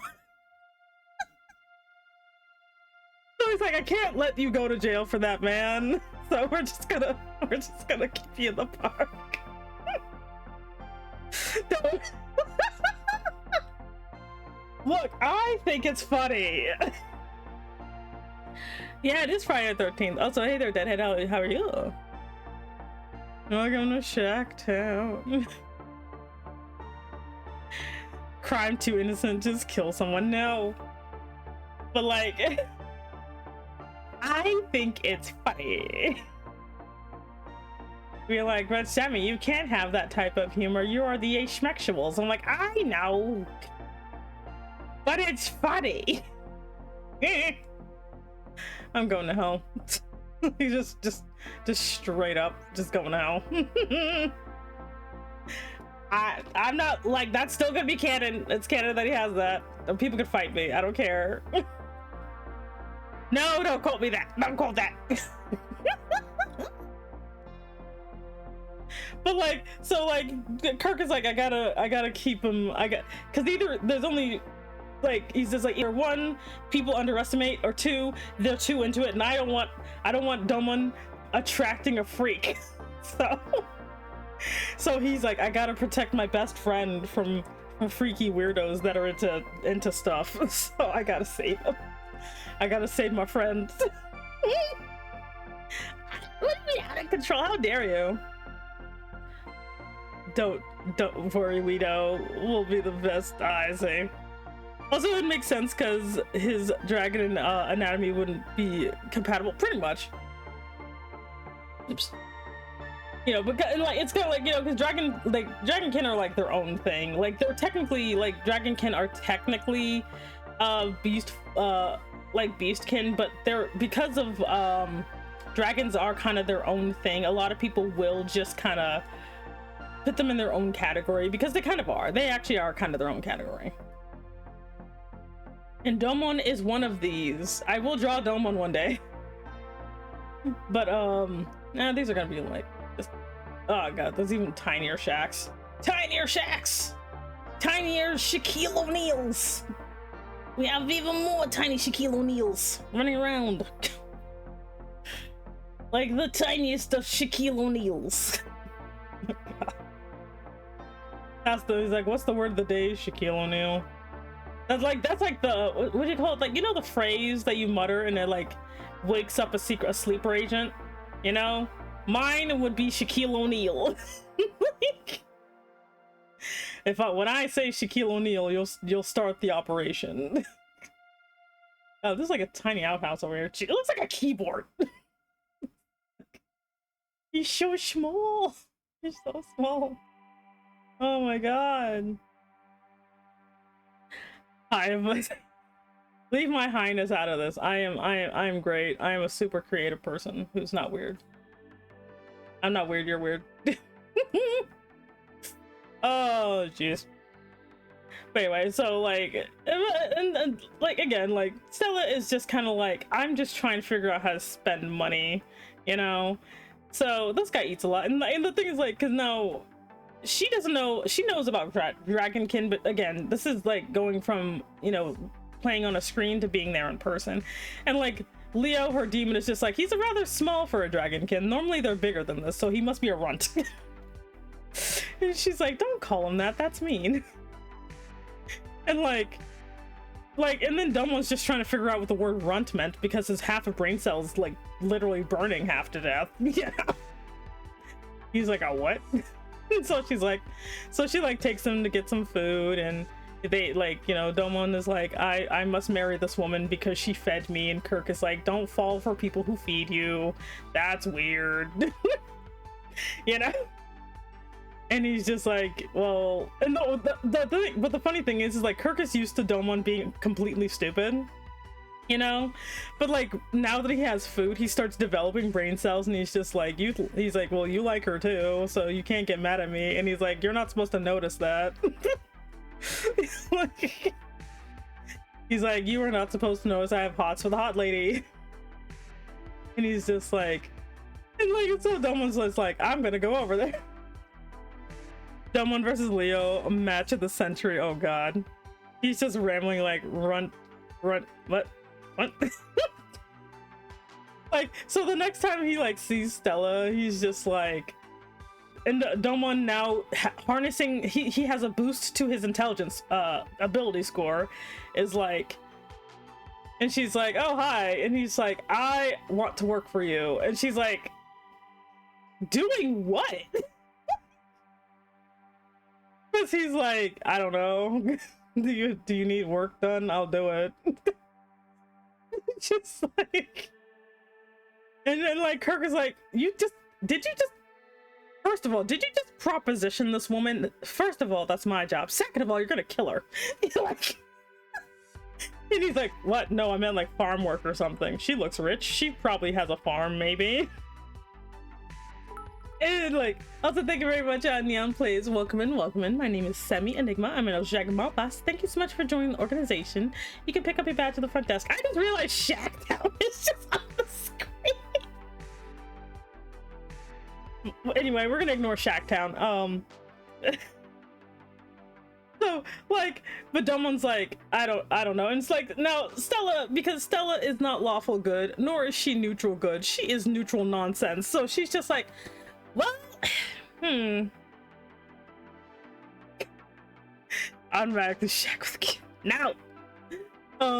So she's like, and again, like, Stella is special, so she's like, well, I think having some bodyguards would be good. Like, they don't have to do anything. They just kind of look intimidating, and oh, they're muscular, but they look. Now, this is the part that gets me about Stella. Stella's like, but they look so poor. If they're gonna walk around with me, they can't look like that. She's just bougie. And so she's like, well, okay, so I will hire you to basically, I don't know, bodyguard me, I guess. She doesn't need a bodyguard because Leo's there, but they look more like bodyguards. So she's like, on one condition. She's like, number one, I will pay you, but number two, on the condition that I have to give you a makeover because you guys look like ass. Kirk is like, I mean, she's right. I don't even remember the last time I've showered. I just keep bathing in the river. So he's like, sure.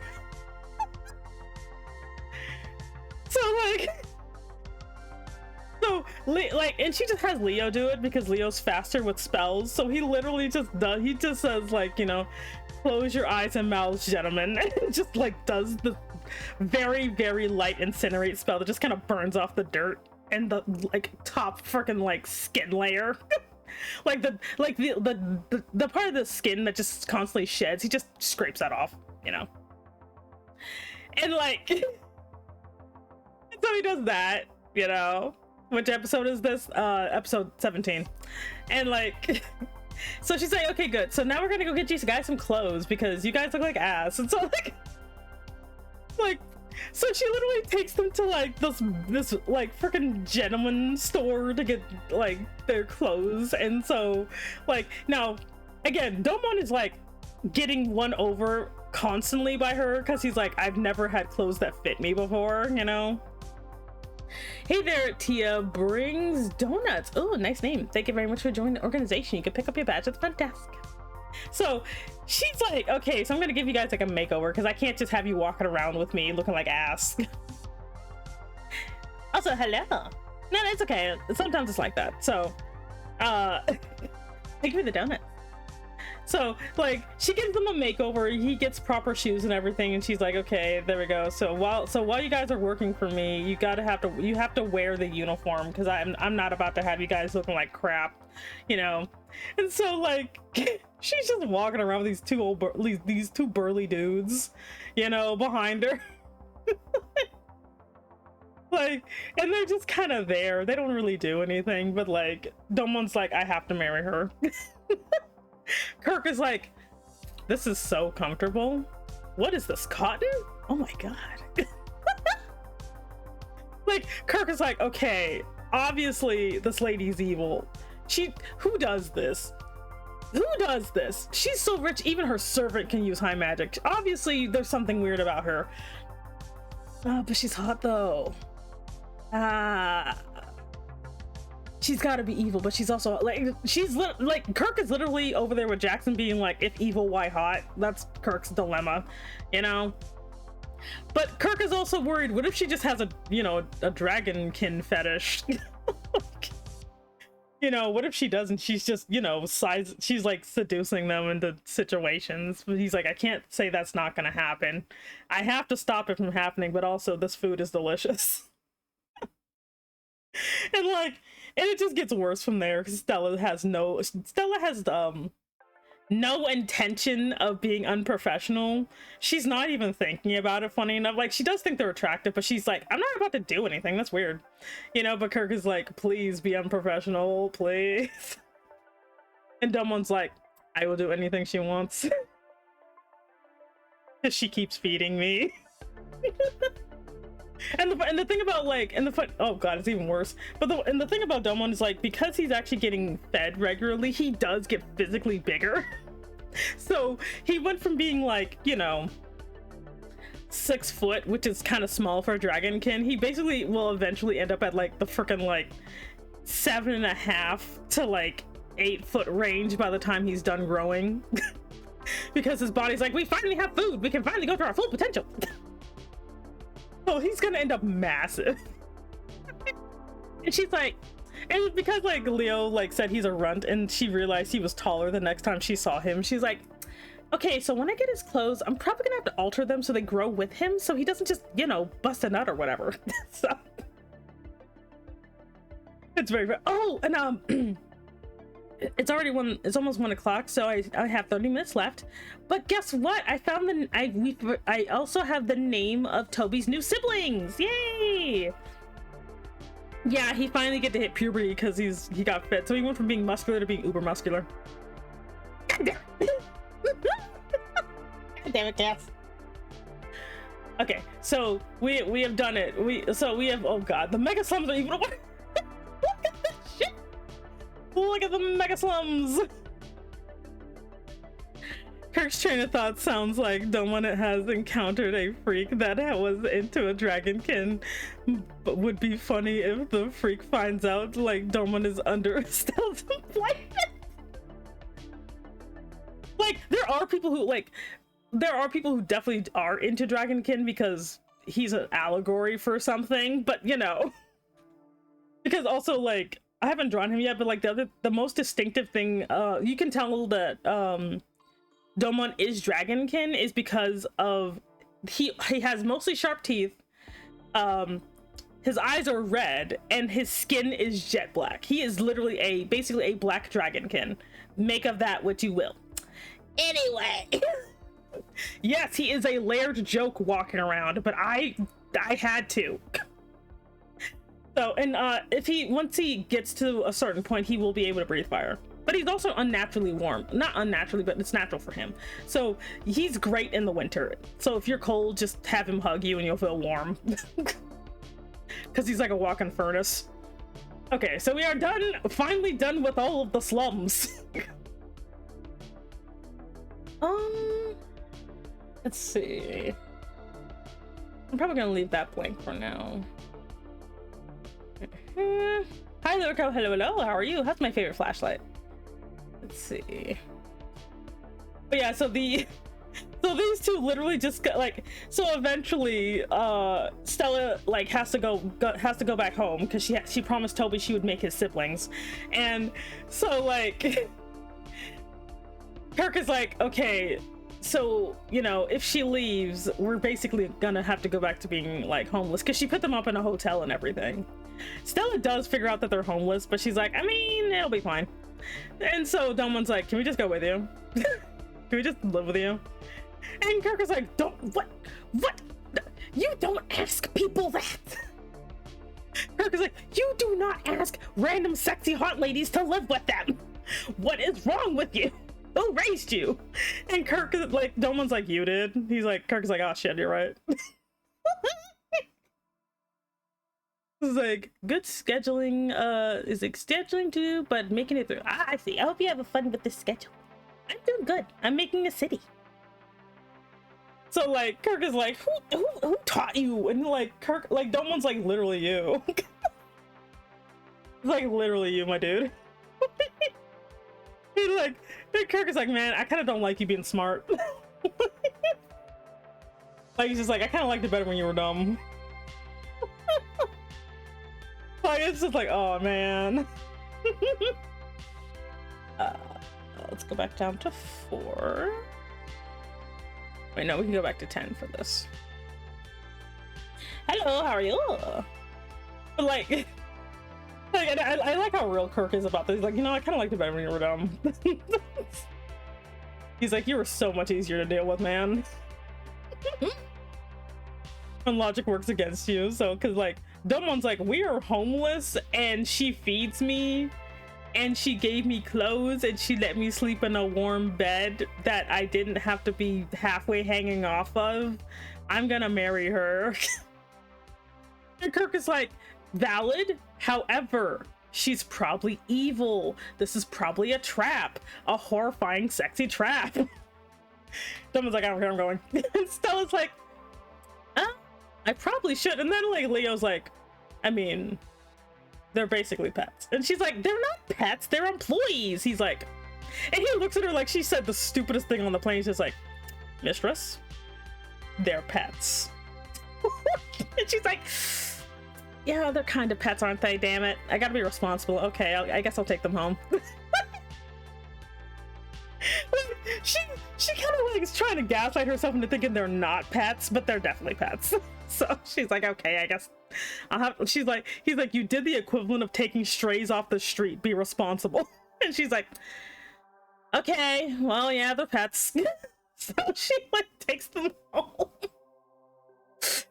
She takes them home, you know, being like she explains to Toby that they have some new pets, but they're not gonna just lay around. They can work, you know. So if you need help with anything, make them do stuff. And Toby's just like, okay, okay, you know. And like Kirk is like, is that a child?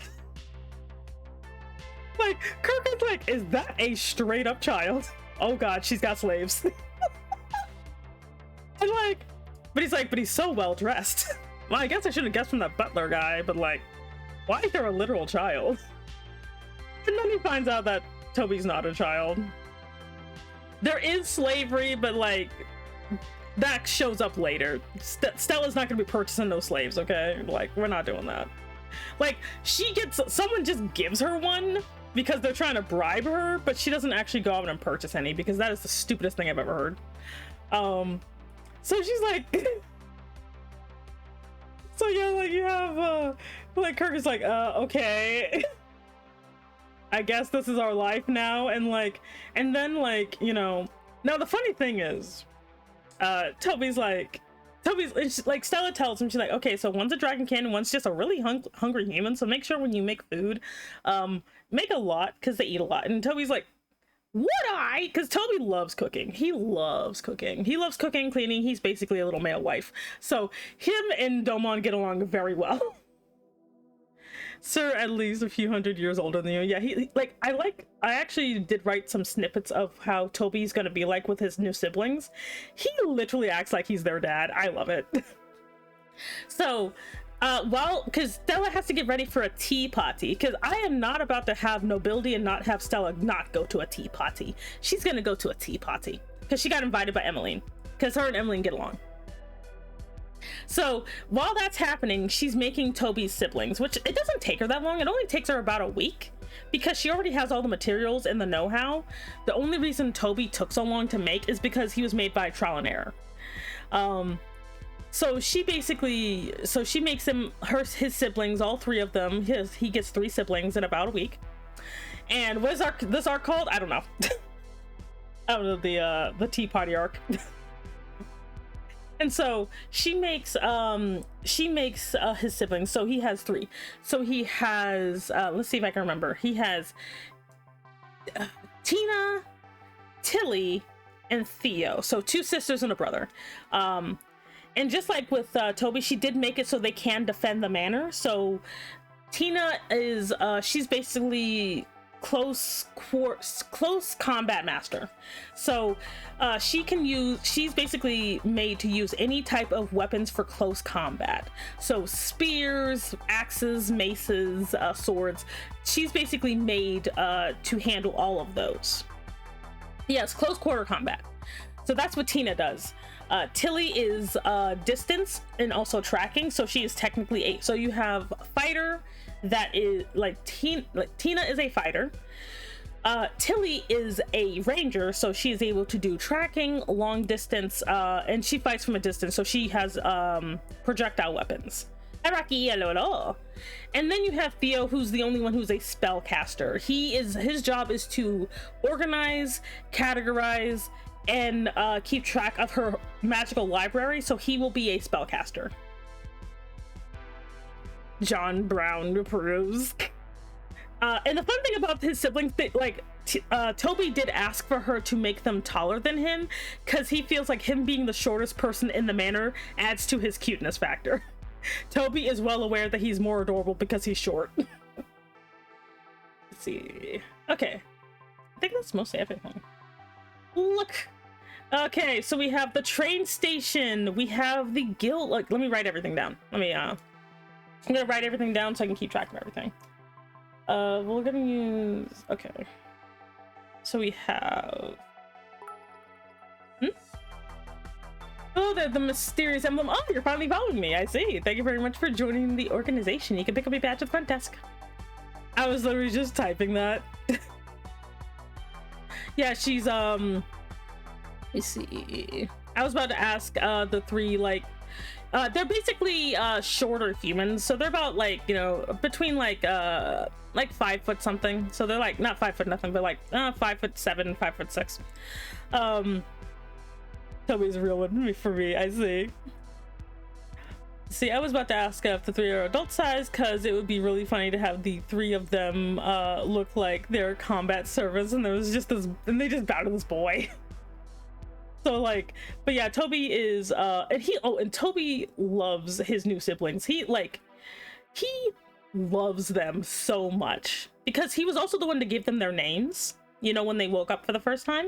Because the way, and they're when you're a homunculus in this world and you first wake up, Stella is the only one who's made this many. Most people never make more than 1, if they even know how to do it at all. So when she made them, she introduces herself as their creator, and then Toby as their big brother, and Leo as kind of their boss. And but Toby was the one to give them their names. And she's like, this is your older brother Toby. He will be taking care of you and basically, teaching you everything that you need to know. And they're like, well, what is our purpose? And she's like, well, your purpose outside of taking care of the manor is to just, be yourselves and figure out what you want to do with yourselves. You still got to do your job, but outside of that, it's up for you to figure out, because she likes being a little bit more hands-off with her creations. She inscribes a lot of information on their cores, but she leaves a lot of room for improvement, which is why Toby is the way he is. So, and Toby loves his siblings so freaking much, because he also trains them, which is funny, because he does schedule oh, hey there, Magnus Morthviti. Welcome in. My name is Semi Enigma. I'm an Elder Dragon Mom boss. Thank you so much for joining the organization. You can pick up your badge at the front desk. So Toby also trains his. Oh, you're Mothman. I was like, who the fuck is that? That's Mothman. Oh, so which homunculus is in charge of buttering toast and only buttering toast? the closest is Toby, because Toby's in charge of food. But yeah, you have two, so you have 2 maids and a librarian. But he also, when she's not there, because the reason that Stella made him some siblings is she realizes that when she's away from home, he could be very lonely. So she made him some siblings to preoccupy his time. So, and he loves his siblings so much, he will kill for his siblings. He's like, no, these are my babies. And they're like, our big brother, yay. But he also trains them, which is really funny because he's like an expert at martial arts, so he's really good at training his siblings to fight. You know, he takes them into the woods to deal with monsters and stuff. Theo is like, can I just stay in the library? He's like, Theo, you gotta go and get some real world experience, bro. Come on. He has to like drag his little brother outside. I imagine Toby doing combat training with his siblings, and he absolutely wallops them by saying that they are improving but they need training. Well, they were born 2 days ago. Of course they need help. But yeah, he's like, he will always protect them. He'll never actually put them in straight up danger, because just like he values himself as a creation of Stella, he values his siblings as creations of hers also. Plus, well, they were made for him, so he's like, I will make sure I treasure each and every one of them, you know? Let's see, Guild Plaza.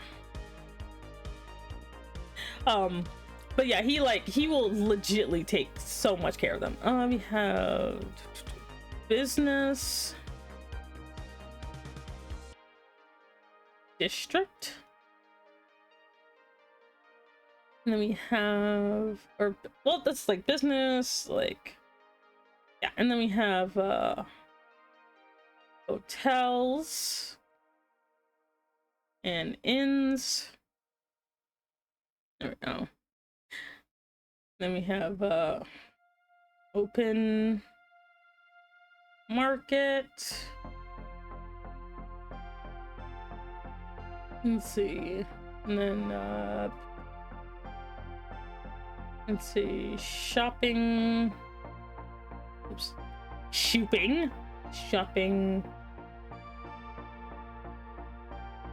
Okay. Gotta go. See ya. Also, Elise says she hopes you have a good day at work. Thank you very much, and also thank you very much for stopping by. Have a good day. I'll be ending in about 15 minutes. See, trade shops. Let's see. So trade shops, shoops. Let's see. Factories. Let's see, we got factories, we got red light. We got the red light district.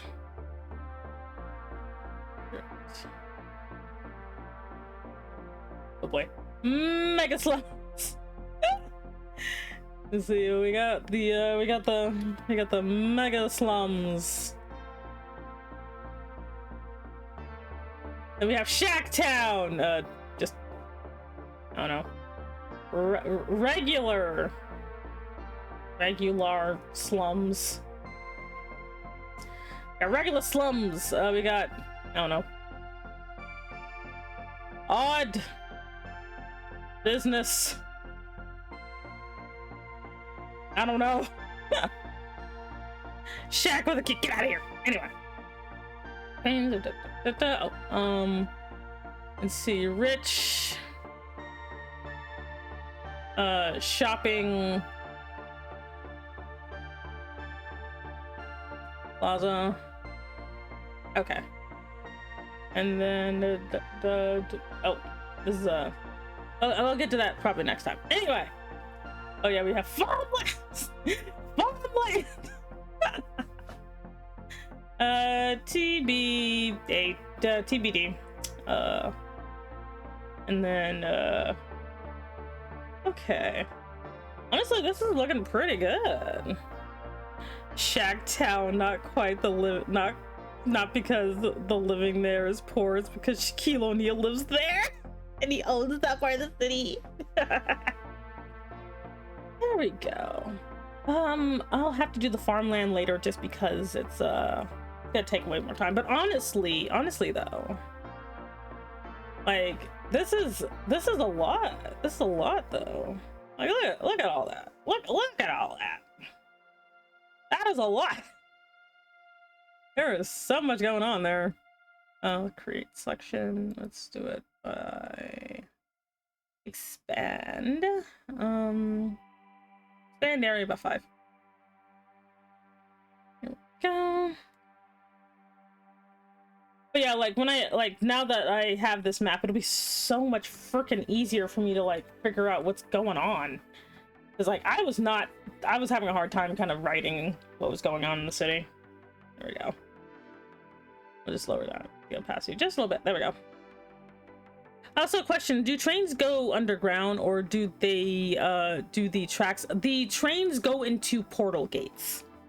That's how that works. They use rune tech, so they basically, which is why taking trains is hilariously expensive, because they go through portals. Because they basically found a way to do that. They like for here it's through a portal, but they do depending on the actual depending on the country and location, they can go over longer distances, but for here they just go through a portal.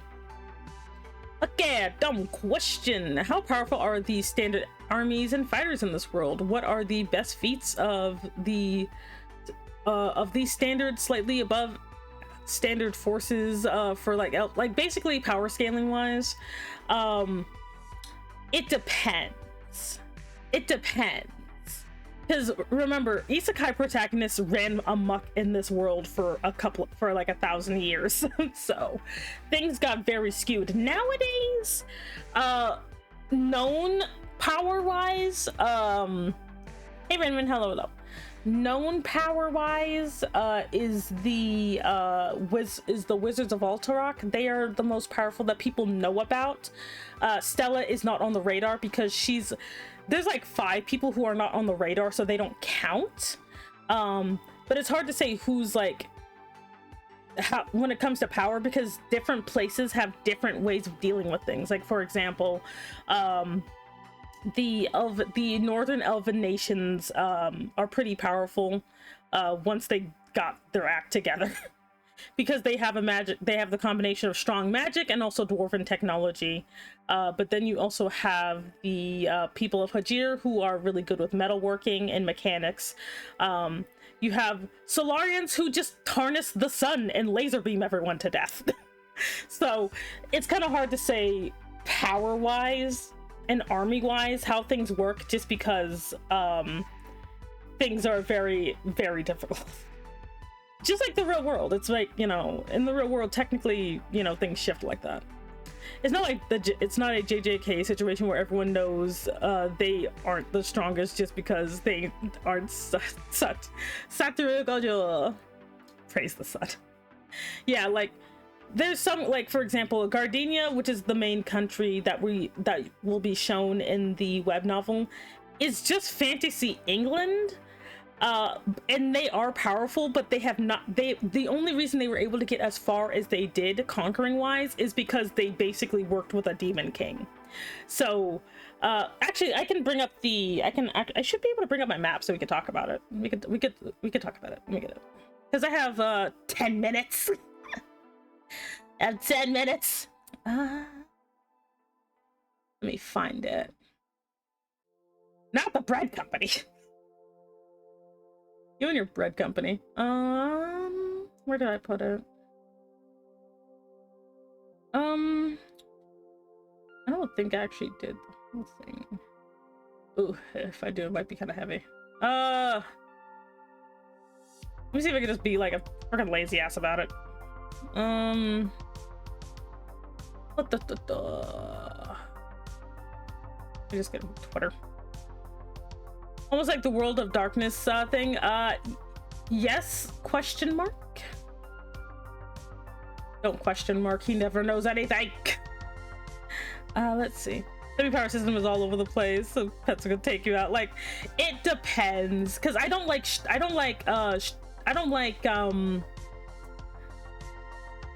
really like just straight up power scaling, because that to me is kind of hard to do. Okay, so here's the world. This is the world. For the first part of the story, we just kind of focus on this this continent over here.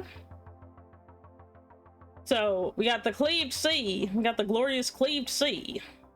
Oh god, let me get up. That is a huge pen. Shrink it down a little bit. Okay. So for most of the story, we kind of focus around here. So we don't pay attention to half that shit over there. We're only looking over here. Yes, it is huge. So okay. So we have the story starts like right here. This is the this here is the Blackwood Forest. It is one of the largest, most magically dense places in the continent, maybe even the world, though. We don't know. So, but this is where Stella's house is. So you basically have I have an official map that has everything marked, but I don't feel like loading it up. But you have Stella. The manor is right here. The city that Stella goes to, or where it is located, is Valis is right here. It's right there. She goes right there. Over here we have if you go up that way, you have Nock. This is Nock, the land of the dark. Oh wait, sorry. So we have Nock. Nock is the largest and strongest elven nation. This is where all the dark elves are from. This is also the main shrine or temple to Nocturna is. Then we have oh god, you can't even see that.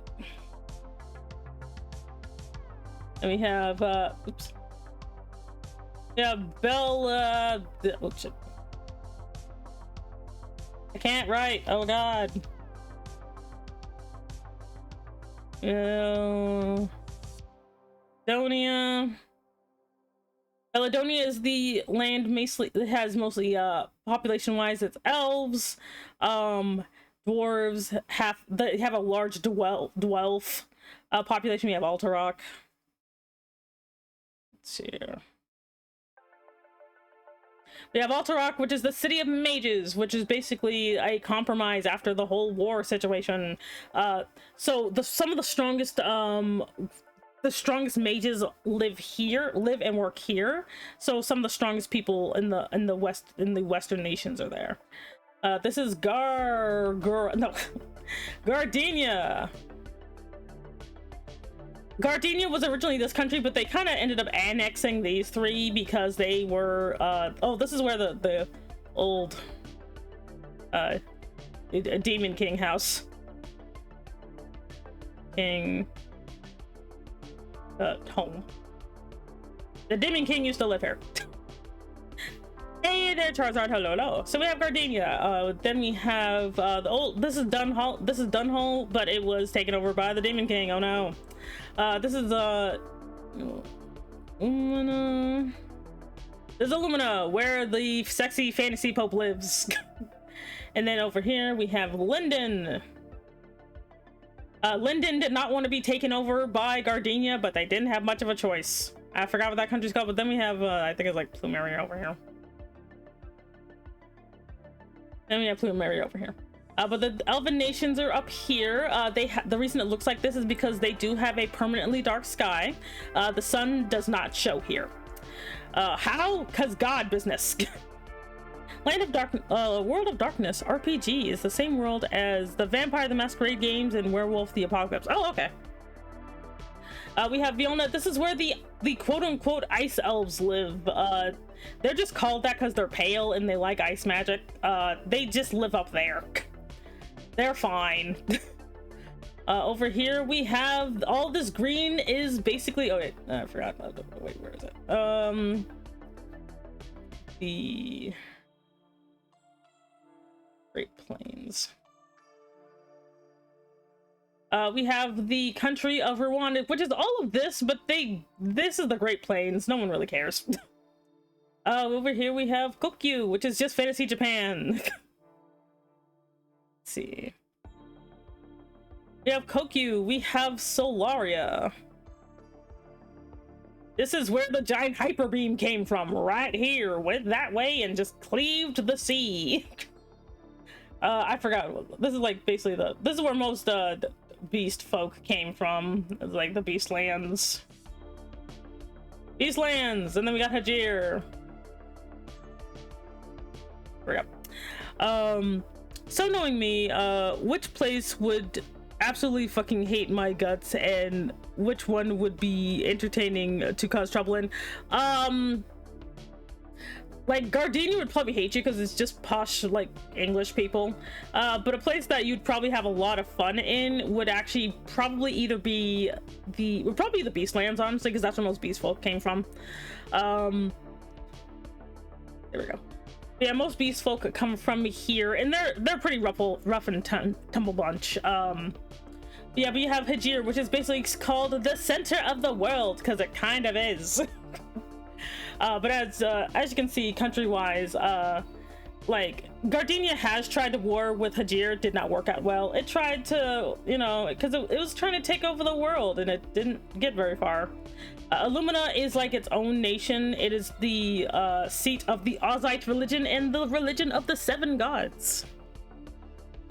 It's like most vampires have superhuman feats in some way, like juggling dumpsters. Or Garou werewolves are living soldiers that could F off tanks and have gifs, but they can be dropped and all that. I mean, again, it depends because everyone has their strengths and weaknesses.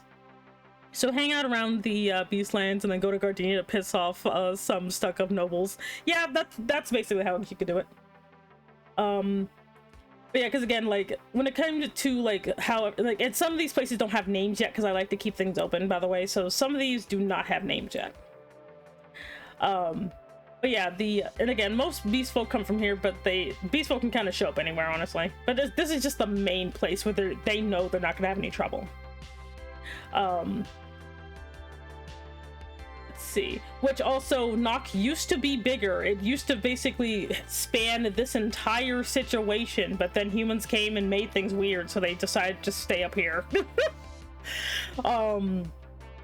Fun fact, not many humans go to Nock because the whole enslaving elves thing make it so that like if a straight up human, not half human by the way, if a straight up human goes to Nock, they will slowly start to fall asleep.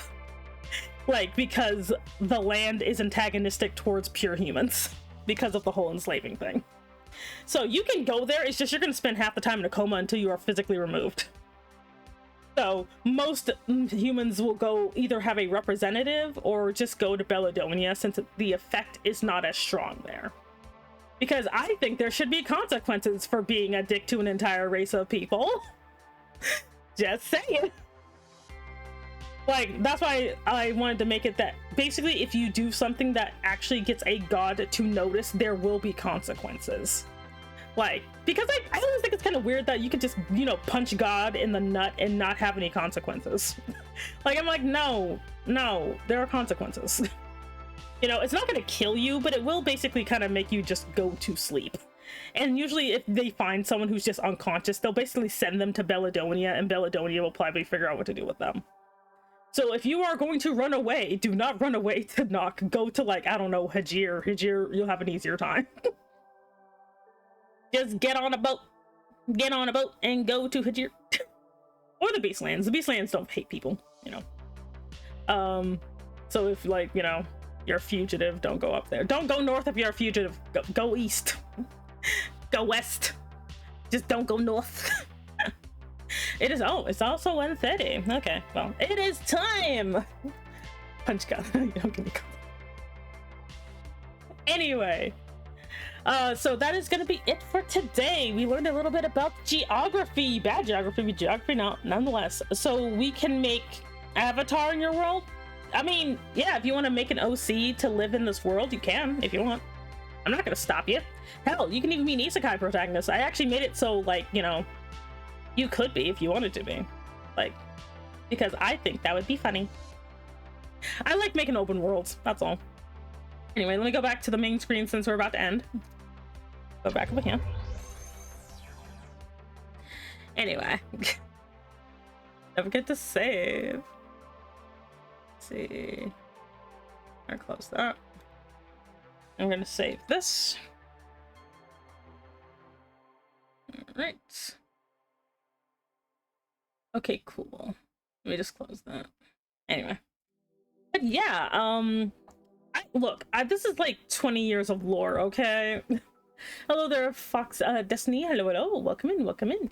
My name is Semi Enigma. I'm an Elder Dragon Mom Boss. Thanks so much for joining the organization. You can pick up your badge at the front desk. Oh my god, how? Oh god. Well, I have 3,100 people now. I don't know how this happened. How did we get here, chat? How did we get here? Hello, you squeaked in right at the end. You squeaked in right at the end. I gotta order food. Anyway. But no, but yeah, I actually did want to make a world that if you wanted to make an OC, you could. Now, I'm not gonna like canonize you or anything, so don't think that's gonna happen. You know, but if you did want to write like a fanfic in this world, you definitely could, you know? Though, again, there's gonna be some fantasy stuff I don't have here, you know, because it doesn't make sense for me. So I still need to think up my power systems for my armies. I think I like to think that one fraction's magic being based off of different fighting styles like bending and avatar, yeah, like that's fine too. Like whatever works for your story and for your world, go for it, you know? Like for me, I like to think not realistically per se, but I'm like, this is a world of magic, so magic shows up differently in different places because originally magic comes from the gods who instill it in everything that they do, which is why, again, detect magic only works for like an hour in this world because everything is made of magic in this world. So it's kind of like, that's why sometimes I want to like fight D&D because half their stuff makes no sense. Where they have impossible game-breaking magic, but then you're just not allowed to use it, and that's how they safeguard things. And I'm like, you literally have create water. And they're like, well, no, it's from the plane of water. And I'm like, what do you mean it's plane? Anyway, moving on. One faction hasn't advanced in technology and but has been busy advancing magic like Freeman. Yeah, like whatever works for you, because like, and at the end of the day, like I don't have a the world I made is like something I want to explore creatively, you know? Like again, I just still think it's funny that like basically humans just pissed off the gods and the gods are like, oh, you want to fight. Like because their own god has just literally peaced out a long time ago. Like I'm just like, I'm not really like, but don't, if you think this is a hate human story, it's not. Like I am not gonna make that humans are the worst. You Rocky now. But because I don't like that either. I don't like the weird like we're just gonna hate humans thing. I don't want to do that either. But I do want there to be consequences for human actions. One of them gotta owe me 50 or $5 now. Oh god, God Toe struck the god of the human nuts. No, not the nut, not the divine nut buster. Anyway, I'm getting out of here. I'm gonna go get food. But thank you very much for joining me today. I'm not sure what I'm gonna be drawing next week. I might draw some more characters. Hell, we might even see what Kirk and Doma look like. All right, I'm gonna go. Goodbye. Have a good day. Be good. Behave. Don't be a menace. If you're watching on the VOD, oh god, I am not. Anyway, the God Toe is actually only known as a remnant of God. Man, get me out of here. I'm getting out of here. Goodbye. If you're watching the VOD, I hope you enjoyed. If you're watching on YouTube, like and subscribe or something. Anyway, goodbye. Hello. Goodbye. And also, have a good weekend. See you next week. Bye.